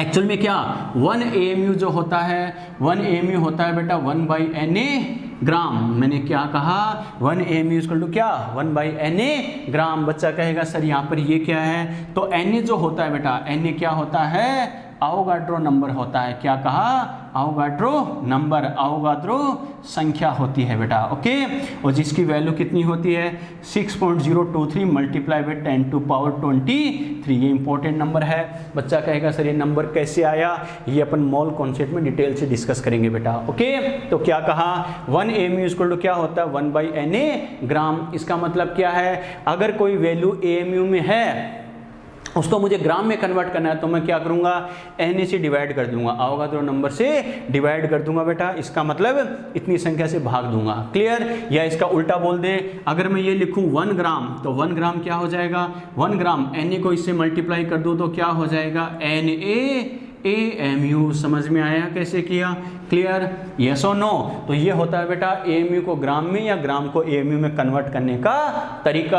अगर AMU को ग्राम में कन्वर्ट करना है तो Na से डिवाइड करते हैं, ग्राम को AMU में कन्वर्ट करना है तो Na से मल्टीप्लाई करते हैं बेटा। ठीक है, हमें देखो ग्राम में तो पहले से है, हमें AMU में लेके आना है। AMU में लेके आना है तो हम क्या कह सकते हैं, 9.1 मल्टीप्लाई बाय 10⁻28। क्लियर? इसके अकॉर्डिंग अगर हम बात करें बच्चों, तो देखो ग्राम है, ग्राम को AMU में कन्वर्ट करेंगे तो क्या लिखेंगे, मल्टीप्लाई बाई NaAMU। यस और नो? क्लियर? तो यहाँ से अपन क्या कह सकते हैं बेटा, 9.1 मल्टीप्लाई बाई 10⁻28। Na की वैल्यू पुट करें तो 6.023 मल्टीप्लाई बाई 10⁻23 AMU। क्लियर? बच्चों देखो सोल्व करने का ऑलमोस्ट यानी अप्रोक्स वाला तरीका चाणक्य नीति से कर लेना। 9 को 6 से मल्टीप्लाई करें तो 54 आता है, लेकिन ये 9 से थोड़ा ज़्यादा, ये 6 से थोड़ा ज़्यादा, यानी रिजल्ट 54 आएगा, उससे थोड़ा ज़्यादा, उससे थोड़ा ज़्यादा। और ये कितना होता है बेटा, ऑलमोस्ट 55 मल्टीप्लाई बाई 10⁻28 और प्लस 23, यानी कितना बच गया बेटा, -5। और ये किस में आ गया, AMU में आ गया बेटा। क्लियर? तो कहने का मतलब है हमें कोई सा भी ऑप्शन दिया जाए, अगर हमें कन्वर्ट करना आता है तो हमें अलग अलग वैल्यू रखने की ज़रूरत नहीं है। यहाँ तक बात समझ में आई बेटा? क्लियर? अरे यहाँ तक बात ठीक है। एक चीज़ बेटा और थोड़ी सी ध्यान रखना, जो हमने चार्ज लिखा था बेटा, क्या इलेक्ट्रॉन का चार्ज लिखा था, वो हमने कितना लिखा था, -1.6 मल्टीप्लाई बाई 10⁻19 कुलाम। मैंने यहाँ माइनस लगाया था। तो एक बात खास कर ध्यान रखना, कई बार सीधा पूछे इलेक्ट्रॉन का चार्ज क्या है, तो बच्चा क्या कहेगा, -1.6 मल्टीप्लाई बाई 10⁻19 कुलाम। कोई दिक्कत नहीं है, लेकिन माइनस ना दे रखा हो तो बच्चा कहेगा सर नन वाला करूँ क्या, नहीं, माइनस वाला नहीं दे रखा तो 1.6 मल्टीप्लाई बाई 10⁻19 कुलाम होता है। क्यों? माइनस जो यहाँ पर है वो तो क्या करता है, इसकी नेचर को बता रहा है, प्रकृति को बता रहा है कि इलेक्ट्रॉन होता है वो एक नेगेटिव चार्ज पार्टिकल है, ऋणावेशित कण है, लेकिन इसके चार्ज की वैल्यू तो यही है। क्लियर? तो कहने का मतलब क्या है, प्लस और माइनस दोनों के साथ दे रखा है बेटा, ठीक है, माइनस नहीं दे रखा तो कहने का मतलब दोनों दे रखे हैं तो माइनस वाला मोर करेक्ट है। बच्चा कहे सर एक ही दे रखा हो तो कौन सा करें, तो जो दे रखा है वही करना। समझ में आ गया? क्लियर? माइनस के साथ दे रखा है तो ठीक है, नहीं दे रखा तो प्लस वाली वैल्यू भी हम यूज कर सकते हैं। समझ में आ गया यहाँ तक? क्लियर? यस और नो? ये तो अपने बात की बेटा किसके लिए, एक इलेक्ट्रॉन के चार्ज और एक इलेक्ट्रॉन के मास के बारे में, यानी एक इलेक्ट्रॉन का आवेश कितना होता है, एक इलेक्ट्रॉन का द्रव्यमान क्या होता है। लेकिन हमें एग्जाम में ये पूछे नीट के लेवल पे कि एक इलेक्ट्रॉन का चार्ज क्या होता है, एक इलेक्ट्रॉन का मास कैसा होता है, तो ऐसा नहीं है बच्चों। हमें क्या पूछेगा, एक्चुअल में हमें बोलेगा 1 मोल से कंपेयर करके। क्या कहा, 1 मोल इलेक्ट्रॉन का चार्ज क्या है, 1 मोल इलेक्ट्रॉन का मास क्या है। क्या कहा बच्चों, 1 मोल के रेस्पेक्ट में। तो जैसे मैं क्या लिख रहा हूं, चार्ज ऑफ है 1 मोल इलेक्ट्रॉन, ठीक है। चलो बेटा, charge of 1 mole electron, electron का मास क्या होता है, एक इलेक्ट्रॉन का चार्ज और मास क्या होता है, ये अपने बात की। चार्ज का मेजरमेंट मूलिकन ने किया था, क्या, ऑयल ड्रॉप एक्सपेरिमेंट, तेल बूंद प्रयोग से, और मास का मेजरमेंट थॉमसन ने किया था बेटा। क्लियर? चलो अब अपन क्या करें, चार्ज ऑफ 1 मोल इलेक्ट्रॉन। पहली बात तो बच्चे के दिमाग में सर खास बात यहाँ पर क्या है, 1 मोल आपने ये बोला है, इसका मतलब क्या होता है, कम से कम बच्चे को ये जरूर ध्यान होना चाहिए। क्या 1 मोल की अगर मैं बात करूँ बेटा, तो देखो क्या होता है, 1 मोल पार्टिकल। क्या कहा, 1 मोल पार्टिकल की अगर बात करें, 1 मोल कण, 1 मोल पार्टिकल मतलब क्या, Na पार्टिकल। क्या कहा, 1 मोल पार्टिकल, यानी 1 मोल कण का मतलब क्या होता है बेटा, Na कण होते हैं, ठीक है। मोल में अपन डिटेल से पढ़ेंगे इसे मोल कॉन्सेप्ट में। क्या कहा, 1 मोल पार्टिकल बोला है मतलब Na पार्टिकल। क्लियर? ठीक है। और हमें पता है Na की वैल्यू कितनी होती है, 6.023 मल्टीप्लाई बाई 10⁻23 पार्टिकल। क्या कहा, समझ में आया? यस और नो? अरे बात समझ में आ गई क्या? तो ये ध्यान रखना। कैसे, 1 मोल बोला है, इसका मतलब सिंगल पार्टिकल की बात नहीं कर रहा बेटा, Na के रेस्पेक्ट में बात कर रहा है। क्या कहा, अगर 1 मोल बोला गया है तो 1 मोल बोला मतलब क्या, किसी सिंगल पार्टिकल की बात कर रहा है क्या, नहीं, सिंगल पार्टिकल की बात नहीं कर रहा। किसके रेस्पेक्ट में बात कर रहा है, Na के रेस्पेक्ट में, यानी 6.023 मल्टीप्लाई बाई 10⁻23 पार्टिकल। मैंने यहाँ पर पार्टिकल वर्ड यूज किया, कण शब्द प्रयोग किया। इसका मतलब क्या है, इलेक्ट्रॉन हो, प्रोटॉन हो, न्यूट्रॉन हो, एटम हो, मॉलिक्यूल हो, कुछ भी हो बेटा। आपसे बोले 1 इलेक्ट्रॉन मतलब 1 ही इलेक्ट्रॉन, लेकिन 1 मोल इलेक्ट्रॉन मतलब Na इलेक्ट्रॉन, यानी इतने इलेक्ट्रॉन। बात समझ में आ गई? 1 प्रोटॉन मतलब 1 ही प्रोटॉन, लेकिन 1 मोल प्रोटॉन मतलब Na प्रोटॉन। क्लियर? 1 न्यूट्रॉन मतलब 1 ही न्यूट्रॉन, लेकिन 1 मोल न्यूट्रॉन मतलब क्या होगा, Na न्यूट्रॉन मतलब इतने न्यूट्रॉन। क्लियर? 1 एटम मतलब 1 ही एटम, लेकिन 1 मोल एटम मतलब इतने एटम। समझ में आ गया? क्लियर? 1 मॉलिक्यूल मतलब 1 ही मॉलिक्यूल, लेकिन 1 मोल मॉलिक्यूल मतलब इतने मॉलिक्यूल। क्या कहा, समझ में आ गया बेटा? तो जिस भी पार्टिकल के साथ, जिस भी कण के साथ मोल शब्द लग जाए, मोल वर्ड लग जाए, इसका मतलब उसका एक्चुअल नंबर क्या होगा, Na के बराबर होगा, अवोगाद्रो नंबर के बराबर होगा बेटा। क्लियर? ठीक है। तो मैंने क्या कहा, अब अपना पॉइंट क्या है बेटा, charge of 1 mole electron. Clear? तो अपन को कंफ्यूज होने की जरूरत नहीं है। क्या, इसमें 2 ही चीज ध्यान रखनी है, क्या, एक इलेक्ट्रॉन का चार्ज कितना है और 1 मोल में कितने इलेक्ट्रॉन होंगे। तो मैंने क्या कहा, जैसे नॉर्मल मैथमेटिक्स में अपन क्या कहते हैं, मान लो एक जैसे कोई 10 पार्टिकल है, 10 पार्टिकल है, आपसे बोला जाए एक पार्टिकल का मास 10 ग्राम है, तो टोटल 10 का कितना होगा, एक पार्टिकल का 10 ग्राम, तो टोटल 10 का मल्टीप्लाई बाय 10, अपने आप हमारे पास रिजल्ट 100 ग्राम आएगा, नहीं आएगा?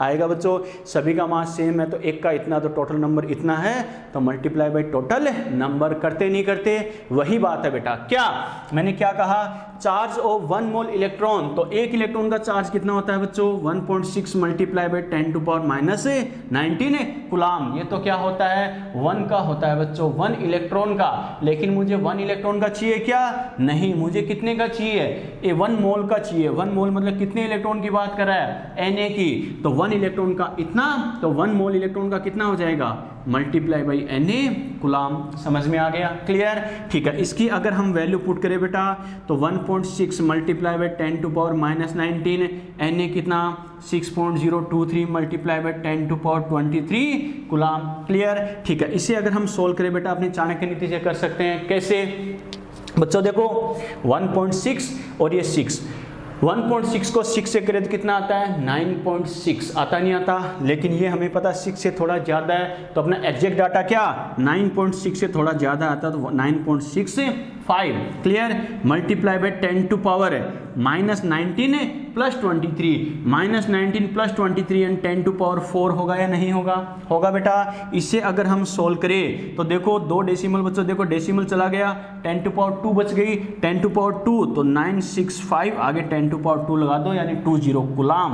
समझ में आ गया क्लियर? यानी 965 कुलाम 96,500 कुलाम क्लियर। और ये आता है बेटा 1 फेराडे के बराबर, ये दोनों चार्ज की यूनिट है फेराडे और कुलाम। रिलेशन क्या होता है कि जो 1 फेराडे होता है वो होता है 96,500 कुलाम के बराबर होता है बेटा। समझ में आ गया क्लियर? यस और नो? ये अपने किसकी बात की है बेटा? 1 मोल इलेक्ट्रॉन के चार्ज की बात की है क्लियर।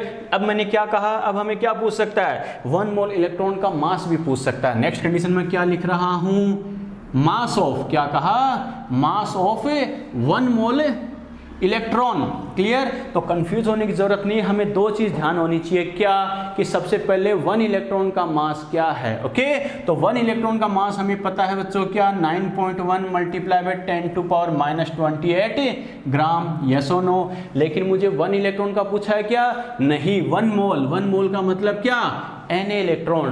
तो 1 इलेक्ट्रॉन का इतना तो 1 मोल यानी Na इलेक्ट्रॉन का मल्टीप्लाई बाई Na। यस और नो? क्लियर? अरे मैथमेटिकल कंपेयर कर रहे हैं बेटा, बाकी कुछ नहीं है। बस अब इसकी वैल्यू पुट करके सोल्व करें तो 9.1 multiply by 10 to power -28 Na कितना होता है 6.023 multiply by 10 to power 23 gram clear. इसके अकॉर्डिंग अगर हम बात करें बच्चों तो देखो वही अपनी ऑलमोस्ट वाली टेक्निक क्या 9 को अगर 6 से करूं तो 54 क्लियर। ये 9 से ज़्यादा 6 से ज़्यादा तो कितना हो गया बेटा 55 क्लियर। और multiply by 10 to power -28 plus 23 यानी 10 टू पावर -5 ग्राम। समझ में आ गया कैसे किया? ये क्या आ गया बेटा 1 मोल इलेक्ट्रॉन का क्या आ गया मास आ गया। समझ में आ गया क्लियर? ठीक है बेटा। तो ये ध्यान रखना 1 इलेक्ट्रॉन का 1 इलेक्ट्रॉन का चार्ज क्या होता है मास क्या होता है, ये तो ध्यान होना ही चाहिए, बेसिक सी बात है। लेकिन एग्जाम में जानबूझ के अगर पूछे तो कंफ्यूज कैसे करेगा 1 मोल वर्ड देके 1 मोल इलेक्ट्रॉन का चार्ज और 1 मोल इलेक्ट्रॉन का मास कितना होता है क्या होता है। डाटा रटोगे तो कंफ्यूज हो जाओगे। मैंने एक एक चीज सोल्व करके बताइए कैसे करना है क्या करना क्लियर। चलो बेटा एक पॉइंट और क्या पूछता है कि electron electric and magnetic charge में इलेक्ट्रिक एंड मैग्नेटिक फील्ड की बात करें तो क्या होगा डिफ्लेक्ट होगा नहीं होगा, विचलित होगा या नहीं होगा। डिफ्लेक्ट का मतलब क्या होता है विचलित होना यानी दिशा में परिवर्तन करना। तो कैसे बच्चों हमें पता है इलेक्ट्रिक और मैग्नेटिक फील्ड जो होता है विद्युत और चुंबकीय क्षेत्र में क्या होता है बेटा पॉजिटिव नेगेटिव चार्ज होते हैं। इलेक्ट्रॉन पर खुद पर क्या होता है नेगेटिव चार्ज पार्टिकल है, ऋणावेशित कण है। और हमें पता है कोई अगर चार्ज पार्टिकल है अगर उसके पास सेम चार्ज आएगा तो फिजिक्स के रूल के अकॉर्डिंग उसका रिपल्सन होगा नहीं होगा, अरे रिपेल होगा प्रतिकर्षित होगा। फिर अपोजिट चार्ज आएगा अट्रैक्ट होगा नहीं होगा, होगा बेटा। ठीक है तो क्या कहेंगे इलेक्ट्रिक और मैग्नेटिक फील्ड के अकॉर्डिंग अगर अपन बात करें तो क्या होता है बेटा अगर इसके पास नेगेटिव चार्ज आए तो हमें पता खुद नेगेटिव है तो इससे रिपेल होगा प्रतिकर्षित होगा।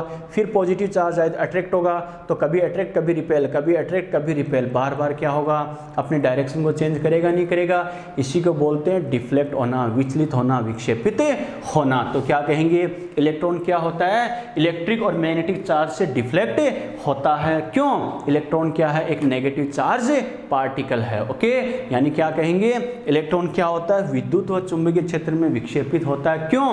क्योंकि इलेक्ट्रॉन क्या है एक ऋणावेशित कण है बच्चों। क्लियर? अरे यहां तक बात समझ में आई ना? ठीक है बेटा यहां तक कोई डाउट? चलो बेटा तो ये तो अपने बात की इलेक्ट्रॉन के बारे में, एक एक कॉन्सेप्ट जो हमें पूछता है वो हमें कैसे करने हैं क्या करना है। क्लियर? चलो बेटा इलेक्ट्रॉन के बाद बात करते हैं नेक्स्ट फंडामेंटल पार्टिकल प्रोटॉन के बारे में।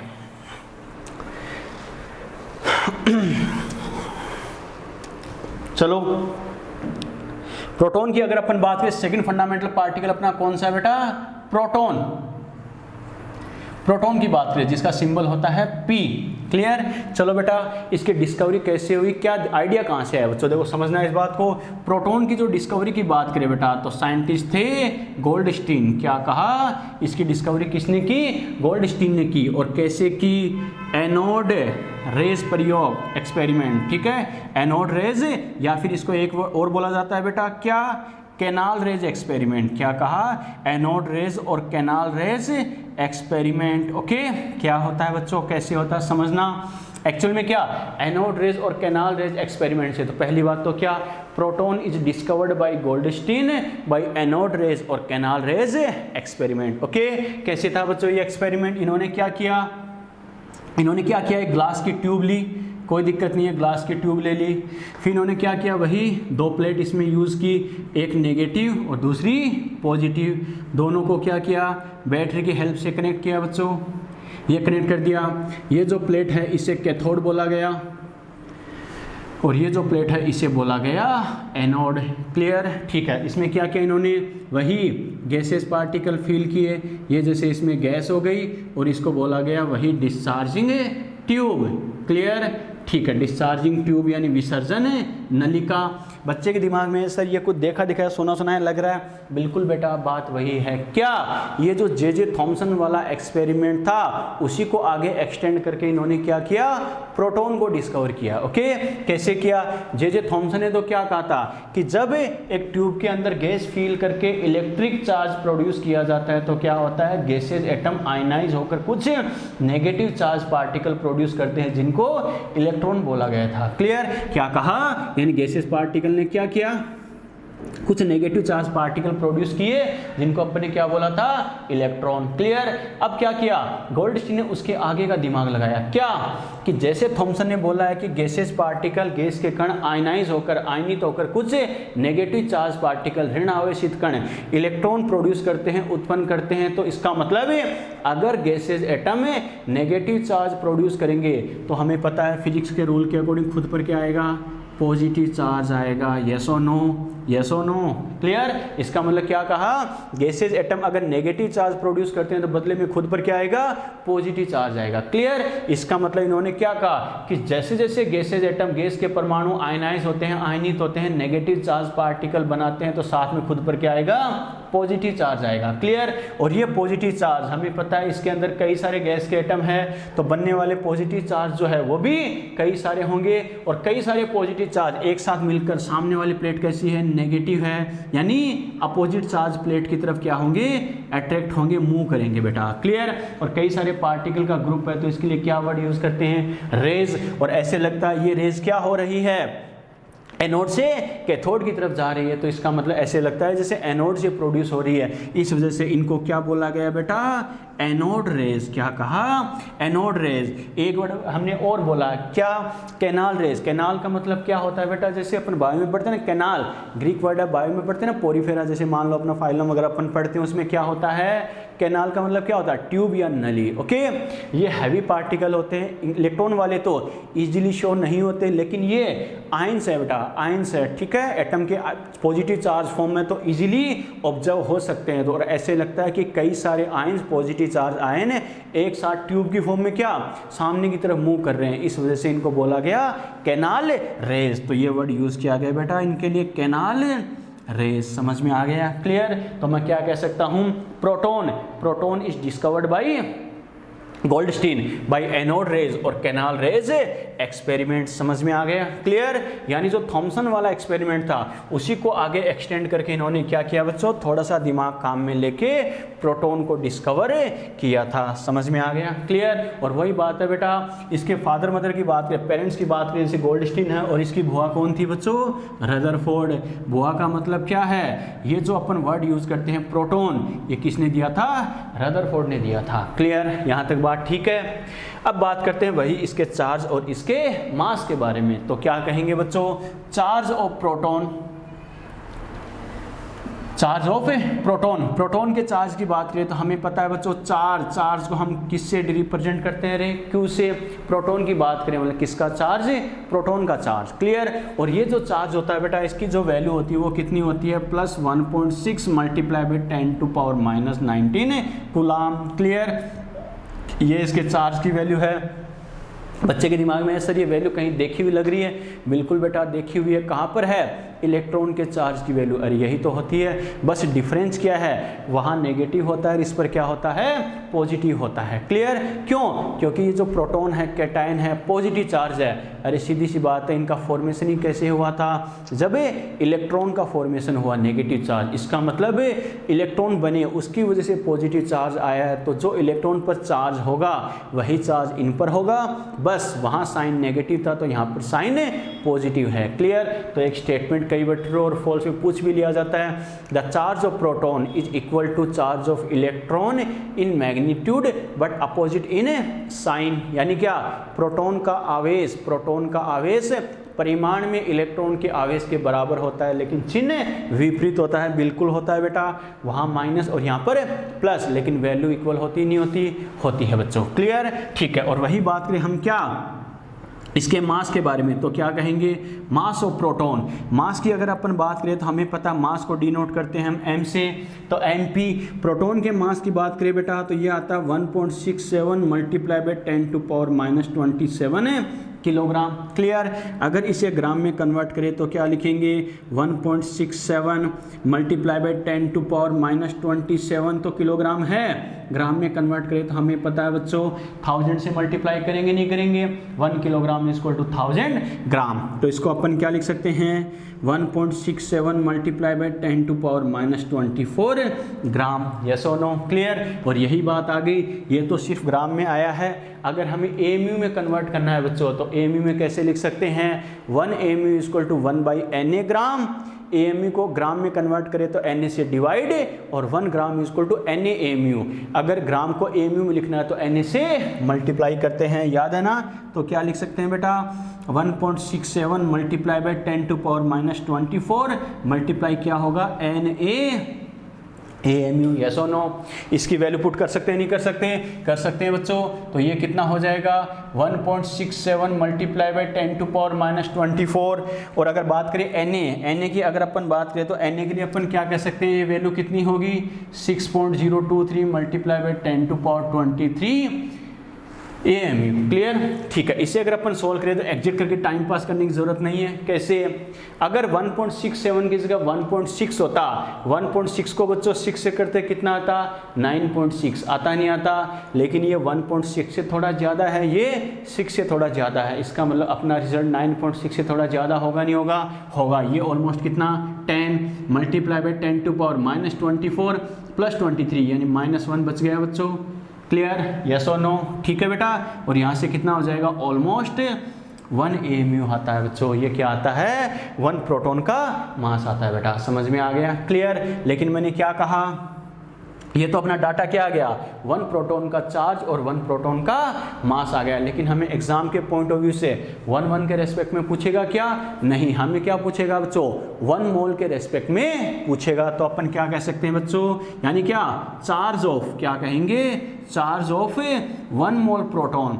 चार्ज ऑफ 1 मोल प्रोटॉन अपना वही तरीका बच्चों, अपन को क्या करने की जरूरत है, अरे अलग से रटने की जरूरत है क्या, नहीं, कि 1 का कितना है और 1 मोल प्रोटॉन का मतलब क्या है। तो क्या करेंगे, 1 प्रोटॉन का चार्ज अपने क्या लिखा, 1.6 मल्टीप्लाई बाय 10⁻⁻19, और हमें पता 1 मोल प्रोटॉन मतलब कितना, Na प्रोटॉन, एक प्रोटॉन का इतना, तो Na का multiply by Na coulomb. Yes और नो? क्लियर? इसकी अगर हम वैल्यू पुट करें बच्चों तो 1.6 मल्टीप्लाई बाई 10⁻⁻19, और Na की वैल्यू पुट करें तो 6.023 मल्टीप्लाई बाई 10⁻23 कूलाम।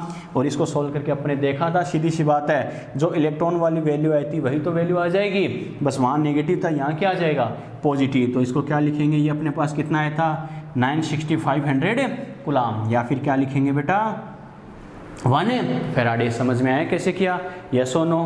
क्लियर? और यहाँ तक बात ठीक है? चलो बेटा, ये अपने बात किसकी की, कि चार्ज ऑफ 1 मोल प्रोटॉन, यानी 1 मोल प्रोटॉन के चार्ज की बात की, इसके आवेश की बात की। अब हमें पता है बच्चों, अगर हमें बोले क्या 1 मोल प्रोटॉन का मास क्या होगा, 1 मोल प्रोटॉन के मास की अगर अपन बात करें तो वो भी अपन कैलकुलेट कर सकते हैं, नो टेंशन। तो क्या लिखेंगे, मास ऑफ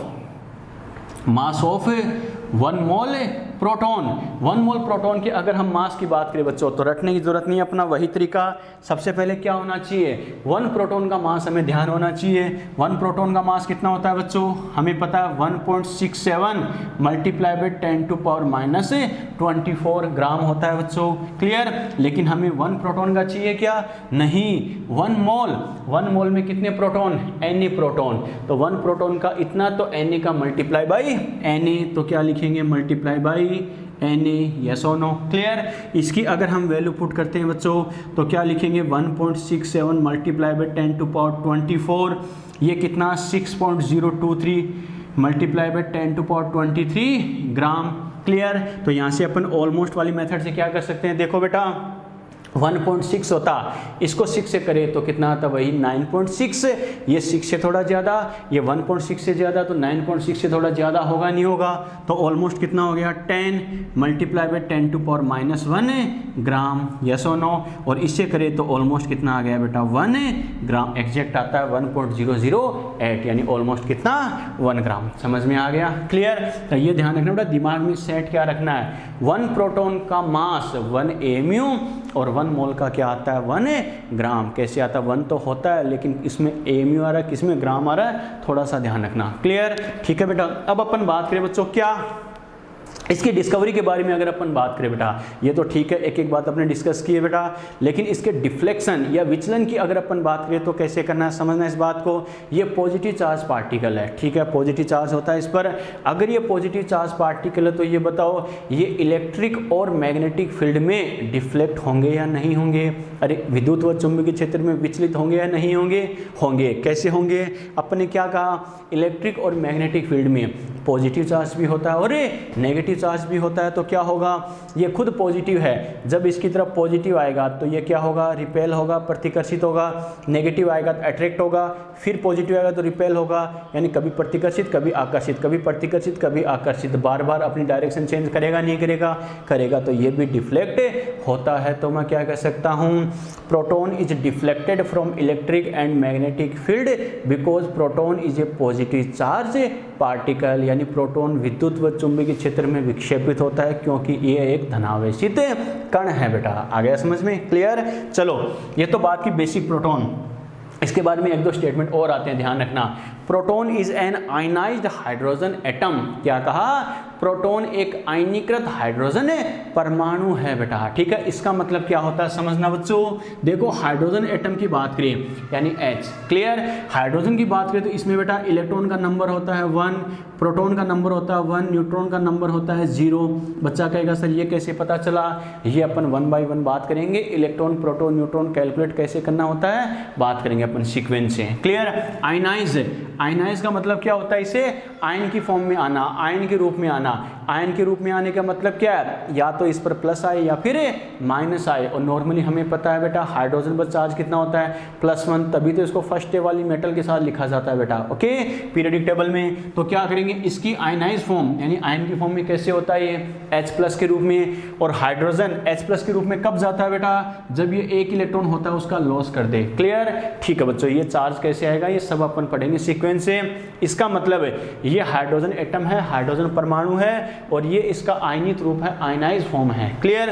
इसके अकॉर्डिंग अगर हम बात करें तो क्या लिखेंगे, इलेक्ट्रॉन, एक ही इलेक्ट्रॉन था वो इसने लॉस कर दिया, डोनेट कर दिया, इलेक्ट्रॉन कितना बच गया 0।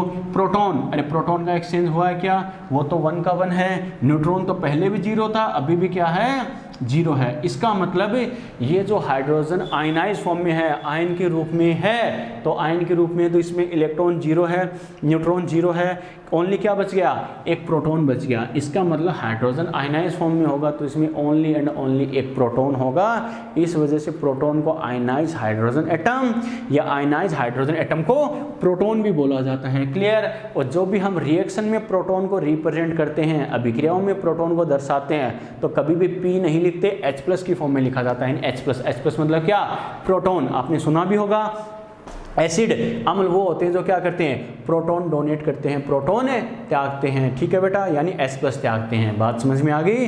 तो H+ का मतलब क्या, प्रोटॉन ही होता है, क्लियर। और जो हाइड्रोजन एटम होता है इसका जो मास होता है वो भी क्या होता है, प्रोटॉन के मास यानी द्रव्यमान के बराबर होता है। बच्चा कहेगा सर क्यों, तो बच्चों देखो एटम का जो बेसिक पढ़ रहे थे उसमें भी मैंने कहा था क्या, कि जो एटम का मास होता है, परमाणु का द्रव्यमान होता है, उसका कैलकुलेट करने के लिए उसे क्या करते हैं, प्रोटॉन न्यूट्रॉन का यूज करते हैं। क्या कहा, परमाणु का द्रव्यमान, एटम का मास कैलकुलेट करने में किसका यूज करते हैं बेटा, प्रोटॉन न्यूट्रॉन का यूज करते हैं, क्लियर। अरे सीधी सी बात है, न्यूट्रॉन का नंबर ही 0 है तो मास में कोई रोल होगा क्या, नहीं। तो ओनली क्या हो गया, ओनली एक प्रोटॉन का मास, क्लियर। ओनली एक प्रोटॉन का मास होता है, वही हाइड्रोजन एटम का मास होता है, द्रव्यमान होता है, क्लियर। तो क्या लिखेंगे, m हाइड्रोजन इक्वल टू क्या होता है बेटा, m प्रोटॉन बराबर आता है, और इसकी एग्जैक्ट वैल्यू होती है 1.008 AMU। तो क्या कहेंगे, हाइड्रोजन परमाणु होता है उसका जो द्रव्यमान होगा वो क्या होगा बेटा, प्रोटॉन के द्रव्यमान के बराबर होता है। कैसे किया, क्या किया, समझ में आ गया, क्लियर। कोई डाउट, चलो ये अपने बात की बेटा अपने दूसरे फंडामेंटल पार्टिकल यानी प्रोटॉन के बारे में, यहाँ तक ठीक है बच्चों, क्लियर। चलो अब बात करते हैं तीसरे फंडामेंटल पार्टिकल, कौन से, न्यूट्रॉन के बारे में, कि इसको डिस्कवर कैसे किया, क्या किया, और बेसिक वैल्यूज इसकी क्या होती है, चार्ज मास वगैरह ये सब कैसे करना है, क्या करना है। ओके चलो बेटा बात करते हैं थर्ड पार्टिकल की, न्यूट्रॉन, जिसका सिंबल नॉर्मली N, ठीक है बेटा। न्यूट्रॉन की अगर बात करें बच्चों, देखो क्या कहेंगे, इसकी डिस्कवरी कैसे हुई और कैसे करना बेटा। देखो इसकी जो डिस्कवरी की थी वो क्या, जेम्स चैडविक ने की थी बेटा। किसने की थी, जेम्स चैडविक, यानी neutron is discovered by James Chadwick by bombarding of alpha particle on beryllium atom. मैंने क्या कहा, न्यूट्रॉन को किसने डिस्कवर किया, जेम्स चैडविक साइंटिस्ट ने किया था। और कैसे किया, bombarding of alpha particle on beryllium atom, यानी बेरिलियम एटम पर, बेरिलियम परमाणु पर अल्फा पार्टिकल, अल्फा कणों की बम्बार्डिंग यानी बौछार करके। बम्बार्डिंग का मतलब क्या होता है, नॉर्मली जैसे वॉर होता है, युद्ध होता है बेटा, तो एक कंट्री दूसरे कंट्री पर क्या बॉम्ब गिराता, एक बॉम्ब गिरा के रुक जाता है क्या, नहीं, मतलब कंटिन्यूसली क्या होता है, यानी बम्बार्डिंग का मतलब क्या होता है, लगातार बौछार करवाना, क्लियर। फॉर एग्जांपल जैसे मान लो अपने टेबल पे क्या ये बोतल रखी है, इस पे मैं मान लो टॉर्च की लाइट मार रहा हूँ लगातार कंटिन्यूसली बेटा, ओके। तो क्या हो गया, वो तो मान लो बोतल है, कोई सबस्टांस हो गया या कोई एटम हो गया, तो टॉर्च की लाइट है, ये मान लो अल्फा पार्टिकल को रिप्रेजेंट कर रही है। मैं लगातार अल्फा पार्टिकल की रेज यानी टॉर्च की लाइट गिरा रहा हूँ इस पर, तो वो हो गया, इसे बोलेंगे बम्बार्डिंग वर्ड यूज करते हैं, क्लियर। तो इन्होंने क्या कहा, यानी बेरिलियम एटम पर अल्फा पार्टिकल की बम्बार्डिंग करवाई, इससे न्यूट्रॉन की डिस्कवरी हुई। कैसे, एक्चुअल में क्या बेटा देखो समझना इस बात को, ये इन्होंने क्या किया, बेरिलियम एटम लिया, फॉर एग्जांपल जैसे 4Be9। बच्चा कहेगा सर ये क्या है, तो हम इलेक्ट्रॉन प्रोटॉन न्यूट्रॉन पढ़ने के बाद बच्चों सीक्वेंस से पढ़ेंगे। कोई भी एटम होता है उसके यहाँ जो नंबर लिखा होता है वो होता है उसका एटॉमिक नंबर, परमाणु क्रमांक, क्लियर। और ऊपर जो नंबर लिखा होता है वो होता है बेटा उसका एटॉमिक मास या मास नंबर, द्रव्यमान संख्या। बात समझ में आ गई, क्लियर। सिंपल वे में कहूँ तो ये उसका एटॉमिक नंबर और ऊपर होता है उसका मास नंबर, क्लियर, ठीक है। इसको चार्ज से भी रिप्रेजेंट करते हैं, यानी ये चार्ज और ये उसके मास को। सिंपल वे में कहूँ कोई भी एटम हो, यहाँ जो नंबर होगा वो उसका चार्ज, ऊपर होगा वो उसका मास। कैसे होगा समझना बच्चों। अब इन्होंने क्या किया, बेरिलियम एटम पर अल्फा पार्टिकल की बम्बार्डिंग की, यानी अल्फा पार्टिकल की रेज गिराई। बच्चा कहेगा सर यहाँ अल्फा पार्टिकल कहाँ है, तो ये जो मैंने हीलियम लिखा है बेटा इसी को बोलते हैं अल्फा पार्टिकल, अल्फा कण। क्यों बोला जाता है बेटा अल्फा पार्टिकल, भी अपन पढ़ेंगे डिटेल से। क्या, हीलियम जो होता है बेटा उसका चार्ज और मास अल्फा पार्टिकल के इक्वल होता है। तो जैसे रिएक्शंस में प्रोटॉन को हम H+ से रिप्रेजेंट करते हैं क्योंकि दोनों का चार्ज मास इक्वल होगा, वैसे ही रिएक्शंस में अल्फा पार्टिकल को अल्फा ना लिखकर 2He4 लिखा जाता है। क्यों, इसका चार्ज और मास क्या होता है, हीलियम के इक्वल होता है, क्लियर, ठीक है। तो इन्होंने क्या कहा, इन्होंने कैसे डिस्कवरी की, एक्चुअली बेटा देखो क्या था, जो न्यूट्रॉन की डिस्कवरी है वो एक एक्सीडेंट था बेटा, दुर्घटना थी। आप कहोगे सर कैसे, गाड़ी चलाते टाइम इसकी डिस्कवरी हुई थी क्या, नहीं। एक्सीडेंट का मतलब होता है अचानक होने वाला, यानी अचानक से होने वाला। कैसे, जब चैडविक जो डिस्कवरी कर रहे थे न्यूक्लियर रिएक्शंस की, नाभिकीय अभिक्रियाओं का अध्ययन कर रहे थे, तो उनको भी आइडिया नहीं था कि मैं कोई नई डिस्कवरी करूंगा क्या, बस वो तो क्या न्यूक्लियर रिएक्शंस की स्टडी कर रहे थे, नाभिकीय अभिक्रियाओं का अध्ययन कर रहे थे तो क्या होता है, अचानक एक नया पार्टिकल आता है जिसको इन्होंने आगे न्यूट्रॉन बोला गया। कैसे होता है समझना कि जब इन्होंने देखा कि ये जो बेरिलियम एटम है, बेरिलियम परमाणु है, इस पर लगातार अल्फा पार्टिकल की बम्बार्डिंग की, लगातार अल्फा कणों की बौछार की, तो ये देखा कि ये जो बेरिलियम एटम होता है वो कार्बन एटम में कन्वर्ट हो जाता है, बदल जाता है। क्लियर? बच्चा कहेगा सर ये 6 और 12 ये क्यों किया? तो मैंने क्या कहा, हर एटम का चार्ज, एटॉमिक नंबर और मास नंबर फिक्स होता है। कार्बन का 6 होता है, मास नंबर 12 होता है, तो 6 कार्बन 12 लिखा है बेटा। क्लियर? और इसके साथ इन्होंने क्या किया, एक पार्टिकल और बना। कैसे बना बच्चों? देखो न्यूक्लियर रिएक्शंस का एक रूल होता है बेटा, क्या कि बिफोर रिएक्शन और आफ्टर रिएक्शन चार्ज और मास दोनों इक्वल होंगे, यानी अभिक्रिया से पहले और अभिक्रिया के बाद आवेश और द्रव्यमान बराबर होते हैं। कैसे? यहाँ जो नंबर होता है वो चार्ज को रिप्रेजेंट करता है, ऊपर जो नंबर होता है मैंने क्या कहा वो मास को रिप्रेजेंट करता है। तो इन्होंने क्या देखा, रिएक्शन से पहले चार्ज कितना था, 4 + 2 मतलब कितना, 6।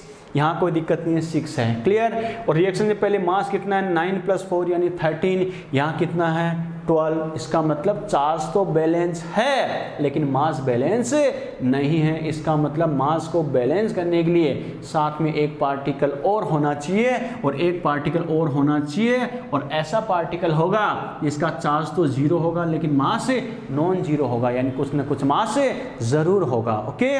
क्यों होगा? क्योंकि चार्ज तो पहले से बैलेंस था, 4 + 2 6 और 6। तो इन्होंने क्या कहा, यहाँ तो 0 आएगा, कोई दिक्कत नहीं है, लेकिन मास में कितना डिफरेंस आ रहा, 1 का। तो जैसे 9 + 4 यानी 13, तो 12 + 1 13। क्लियर? और इसी पार्टिकल को आगे बोला गया न्यूट्रॉन। बात समझ में आ गई? क्लियर? ठीक है बेटा। और बात करें जैसे ये तो था बेटा, तो मैंने क्या कहा, ये ओनली न्यूट्रॉन की डिस्कवरी एक एक्सीडेंट थी, एक दुर्घटना थी, अचानक होने वाला प्रक्रम था बेटा। चैडविक को भी आइडिया नहीं था कि मैं नया पार्टिकल डिस्कवर करूंगा क्या, बस वो तो न्यूक्लियर रिएक्शन की स्टडी कर रहे थे, नाभिकीय अभिक्रियाओं का अध्ययन कर रहे थे। तो अचानक इन्होंने देखा एक पार्टिकल और बनता है जो क्या, इसका चार्ज 0 होता है लेकिन मास नॉन जीरो होता है, शून्य होता है, कुछ ना कुछ मान जरूर होगा, इसको न्यूट्रॉन बोला गया। क्लियर? और इसकी भुआ के बारे में बात करें बेटा, यानी नाम किसने दिया, तो इसकी भुआ के बारे में क्या, इसकी 2 भुआ आती है बेटा। ठीक है? एक चैडविक और ब्रैकेट में कई जगह लिखा जाता है रदरफोर्ड। ये मैंने ब्रैकेट में क्यों लिखा है? बच्चा कहेगा सर चैडविक है, आगे आपने रदरफोर्ड लिखा है, वो चैडविक के पापा का नाम था क्या? नहीं बच्चों, ऐसा नहीं है। एक्चुअल में क्या होता है, इसे नाम किसने दिया, कई जगह चैडविक आता है, कई जगह रदरफोर्ड आता है, लेकिन दोनों में से मोर करेक्ट कौन सा है सर? तो ध्यान रखना, मोर करेक्ट जो माना जाता है वो चैडविक वाला। बच्चा कहेगा सर क्यों? तो यूं समझना बच्चों, एक्चुअल में क्या, रदरफोर्ड क्या, जब परमाणु का अध्ययन कर रहे थे, एटम की स्टडी कर रहे थे, तो इन्होंने इलेक्ट्रॉन प्रोटॉन का तो बता दिया था, कोई दिक्कत नहीं है, लेकिन न्यूट्रॉन के बारे में क्लियर इन्होंने नहीं बताया था। कैसे? जब रदरफोर्ड एटम की, परमाणु की स्टडी करे तो इन्होंने देखा बीच का जो पार्ट होगा, सेंट्रल पार्ट पॉजिटिव होता है, इसका मतलब प्रोटॉन पॉजिटिव चार्ज पार्टिकल है तो वो सेंटर में होगा, और इसके बाहर इलेक्ट्रॉन रिवॉल्विंग करते हैं। तो इन्होंने क्या कहा, चार्ज की तो कोई दिक्कत नहीं है, क्योंकि कोई एटम, कोई परमाणु अगर न्यूट्रल है, उदासीन है, तो उसमें जितने इलेक्ट्रॉन होंगे उतना ही प्रोटॉन का नंबर होगा, यानी नेगेटिव पॉजिटिव चार्ज बराबर होंगे। तो इन्होंने क्या कहा, चार्ज तो बराबर है, मतलब बैलेंस है, कोई दिक्कत नहीं है, लेकिन जब इन्होंने देखा कि एटम का जो टोटल मास इतना है, इसमें से टोटल प्रोटॉन का मास इतना है, तो वो क्या आता है, मास इक्वल नहीं आता। मैंने क्या कहा, जब इन्होंने एटम के मास से, क्योंकि ये भी पता चल गया था इलेक्ट्रॉन का मास तो नेग्लिजिबल होगा, ये तो बहुत कम होगा, इसका मतलब क्या, इलेक्ट्रॉन का मास तो नेग्लिजिबल है तो मास के लिए ये रिस्पॉन्सिबल है। इसका मतलब फिर इन्होंने जब मास का मेजरमेंट किया तो मान लो क्या, सपोज करो, एक समझने के लिए मान रहा हूँ कि मान लो एटम का मास आता है 100 ग्राम, सपोज करो कि पूरे एटम का मास 100 ग्राम है। क्लियर? अब मान लो उसके न्यूक्लियस के अंदर जितने प्रोटॉन थे उसके मास का मेजरमेंट किया, वो मान लो आता है 40 ग्राम। मैंने क्या कहा, मान लो एटम का मास आता पूरे का 100 ग्राम और जो जितने प्रोटॉन थे उनका टोटल मास आ रहा है 40 ग्राम। क्लियर? अब रदरफोर्ड ने आइडिया क्या लगाया, एक बात तो श्योर है, यानी टोटल एटम का 100 ग्राम है और ओनली प्रोटॉन का रहा 40 ग्राम, तो बाकी जो 60 ग्राम बच गया वो इलेक्ट्रॉन का तो नहीं हो सकता, क्योंकि इसका मास तो बहुत कम होता है, तो इतना ज़्यादा मास तो नहीं आ सकता। इसका मतलब एक बात श्योर है कि मास को बैलेंस करने के लिए यहाँ प्रोटॉन के साथ एक तीसरा पार्टिकल और होना चाहिए। मैंने क्या कहा, रदरफोर्ड ने क्या कहा कि मास को बैलेंस करने के लिए साथ में एक तीसरा पार्टिकल और होना चाहिए जिसका चार्ज तो जीरो होगा। क्यों? क्योंकि चार्ज तो पहले से बैलेंस है, चार्ज की कोई दिक्कत नहीं है, लेकिन मास इनबैलेंस है। और तीसरा जो पार्टिकल होगा इलेक्ट्रॉन प्रोटॉन के अलावा, उसका चार्ज जीरो होगा लेकिन मास नॉन जीरो होगा, यानी आवेश शून्य होगा लेकिन द्रव्यमान अशून्य होगा, कुछ न कुछ द्रव्यमान जरूर होगा। क्लियर? तो रदरफोर्ड ने सिर्फ और सिर्फ आइडिया दिया था कि एक तीसरा पार्टिकल ऐसा और होना चाहिए जिसका चार्ज आवेश शून्य होता है लेकिन मास द्रव्यमान नॉन जीरो अशून्य होगा, कुछ ना कुछ जरूर होगा। क्लियर? फिर क्या किया चैडविक ने जब रिएक्शंस की स्टडी करे तो चैडविक ने देखा साथ में एक पार्टिकल और ऐसा बनता है जिसका चार्ज जीरो लेकिन मास नॉन जीरो है। तो चैडविक ने कहा इसका मतलब ये वही पार्टिकल है जिसके बारे में रदरफोर्ड ने बताया था। तो मैंने क्या कहा, समझ में आ गया? तो रदरफोर्ड ने सिर्फ आइडिया दिया था कि एक ऐसा पार्टिकल और होना चाहिए और चैडविक ने इस बात को कंफर्म किया था एक्सपेरिमेंट के थ्रू। तो ज़्यादा क्रेडिट चैडविक को देते हैं, बाकी ऑलमोस्ट क्या होता है कई जगह दोनों में से किसी एक का नाम आ जाए तो थोड़ा सा ध्यान रखना बच्चों। आ गया समझ में? तो ये तो अपने बात किसकी की, न्यूट्रॉन की डिस्कवरी के बारे में, कैसे हुई, क्या हुई। क्लियर? चलो बेटा अब बात करते हैं क्या इसके चार्ज और मास के बारे में। तो क्या कहेंगे बच्चों, देखो 1 by 1 चार्ज ऑफ न्यूट्रॉन। इसके चार्ज की अगर अपन बात करें तो क्या लिखेंगे, चार्ज ऑफ न्यूट्रॉन। अपन ने कहा चार्ज को किससे रिप्रेजेंट करते हैं, क्यू से। न्यूट्रॉन का चार्ज चाहिए मतलब Qn, और ये कितना होता है 0, क्योंकि अपन ने क्या कहा ये न्यूट्रल पार्टिकल होता है। इसका मतलब क्या कहेंगे, neutron is a neutral particle, neutron एक उदासीन कण है। क्लियर? अब बात करें बेटा इसके मास के बारे में तो क्या कहेंगे, मास ऑफ न्यूट्रॉन के मास की बात करें बच्चों तो क्या होता है, मास को किससे रिप्रेजेंट करते हैं, m से। न्यूट्रॉन की बात करें मतलब क्या हो गया mn, और इसके जब मास का मेजरमेंट किया जाता है तो ये आता है 1.675 मल्टीप्लाई बाई 10⁻27 किलोग्राम। क्लियर? और जब ग्राम में कन्वर्ट करते हैं तो 1.675 मल्टीप्लाई बाई 10⁻24 ग्राम। क्लियर? बच्चा कहेगा सर ये वैल्यू देखी दिखाई लग रही है। बिल्कुल बेटा देखी दिखाई लग रही है। किसके बराबर है, प्रोटॉन वाले मास के बराबर। प्रोटॉन का कितना होता है 1.67 मल्टीप्लाई बाई 10⁻27 किलोग्राम या 10⁻24 ग्राम। क्लियर? इसका मतलब क्या कह सकते हैं, एक स्टेटमेंट आता है ट्रू एंड फॉल्स में, mass of neutron is almost equal to mass of proton और स्लाइटली ग्रेटर। क्या कहा, यानी न्यूट्रॉन का द्रव्यमान प्रोटॉन के द्रव्यमान के बराबर या थोड़ा सा लगभग बराबर या थोड़ा सा अधिक होता है। बात एकदम सही है। क्यों?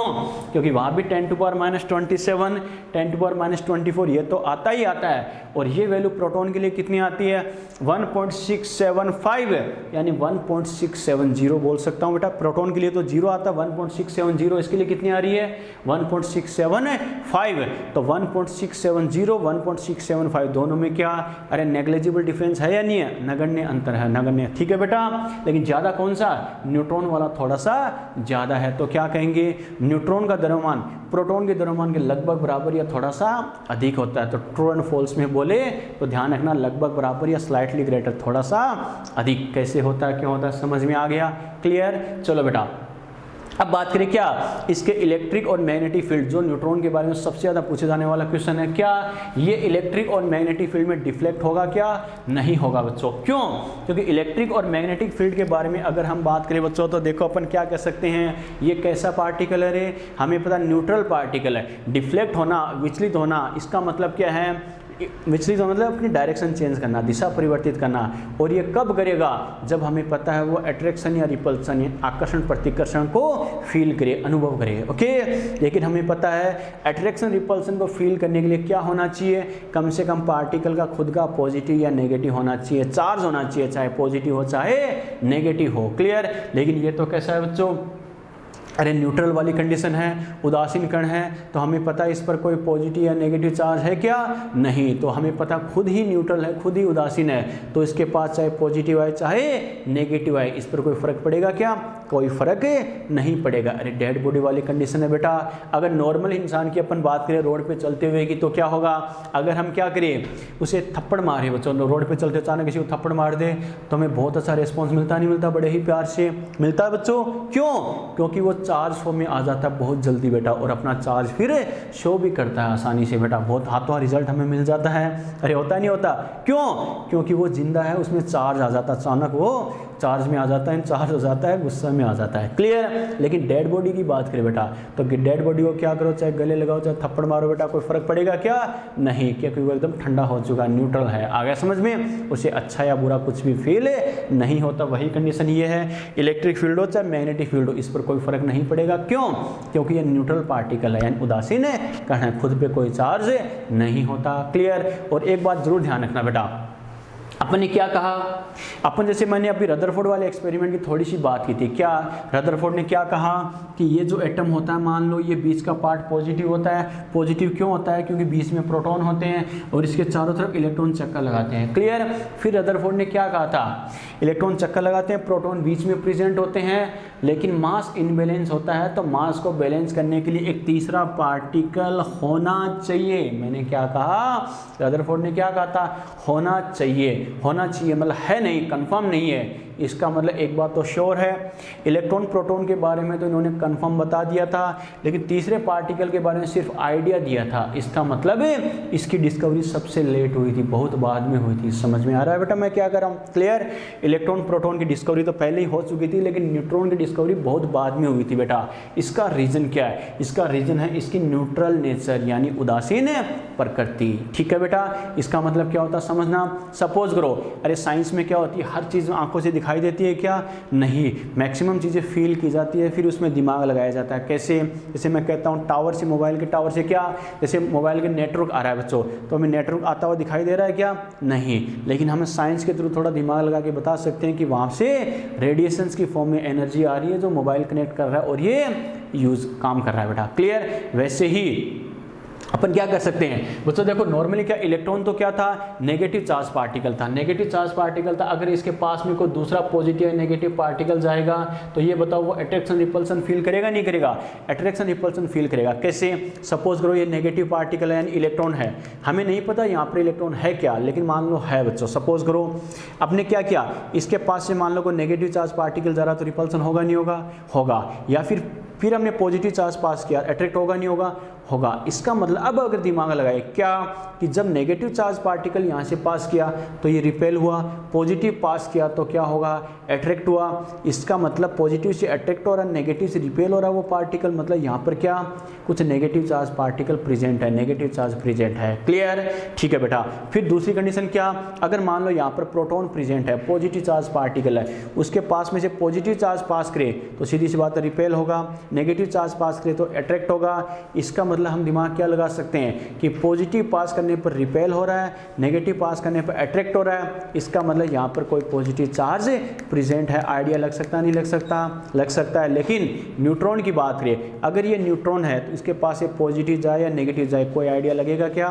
न अट्रैक्शन न रिपल्सन, कोई फर्क नहीं पड़ेगा। बात समझ में आ गई? क्लियर? बस इसका मतलब क्या, इलेक्ट्रॉन प्रोटॉन तो क्या करते हैं, पॉजिटिव नेगेटिव चार्ज की वजह से अट्रैक्शन रिपल्सन शो कर सकते हैं, तो उनका तो आइडिया पहले ही लग चुका था। लेकिन न्यूट्रॉन के रेस्पेक्ट में ऐसा कुछ भी नहीं था, न्यूट्रॉन के रेस्पेक्ट में ऐसा कुछ भी नहीं था, तो इसकी डिस्कवरी भी बहुत लेट हुई थी। जो एक न्यूक्लियर रिएक्शंस की स्टडी करे चैडविक, तो एक एक्सीडेंट के थ्रू हुई थी, एक अचानक हुई थी बेटा।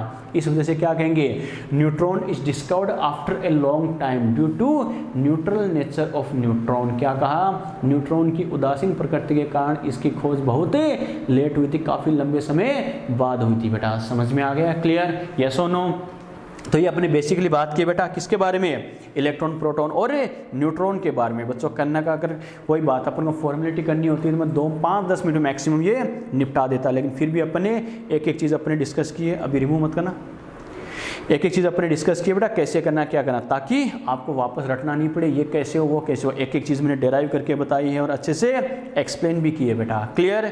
नेक्स्ट लेक्चर में अपन बच्चों इसको और आगे कंटिन्यू करेंगे। इलेक्ट्रॉन प्रोटॉन न्यूट्रॉन के बेसिक इन्फॉर्मेशन मैंने सब कंप्लीट बताई है, क्योंकि electron proton neutron charge mass atomic number mass number इनमें ही अगर कन्फ्यूजन होगा तो फिर आगे चाहे एटॉमिक स्ट्रक्चर हो या बाकी के चैप्टर हो, वहाँ पे तो करने का कोई सवाल ही नहीं है बच्चों। ठीक है।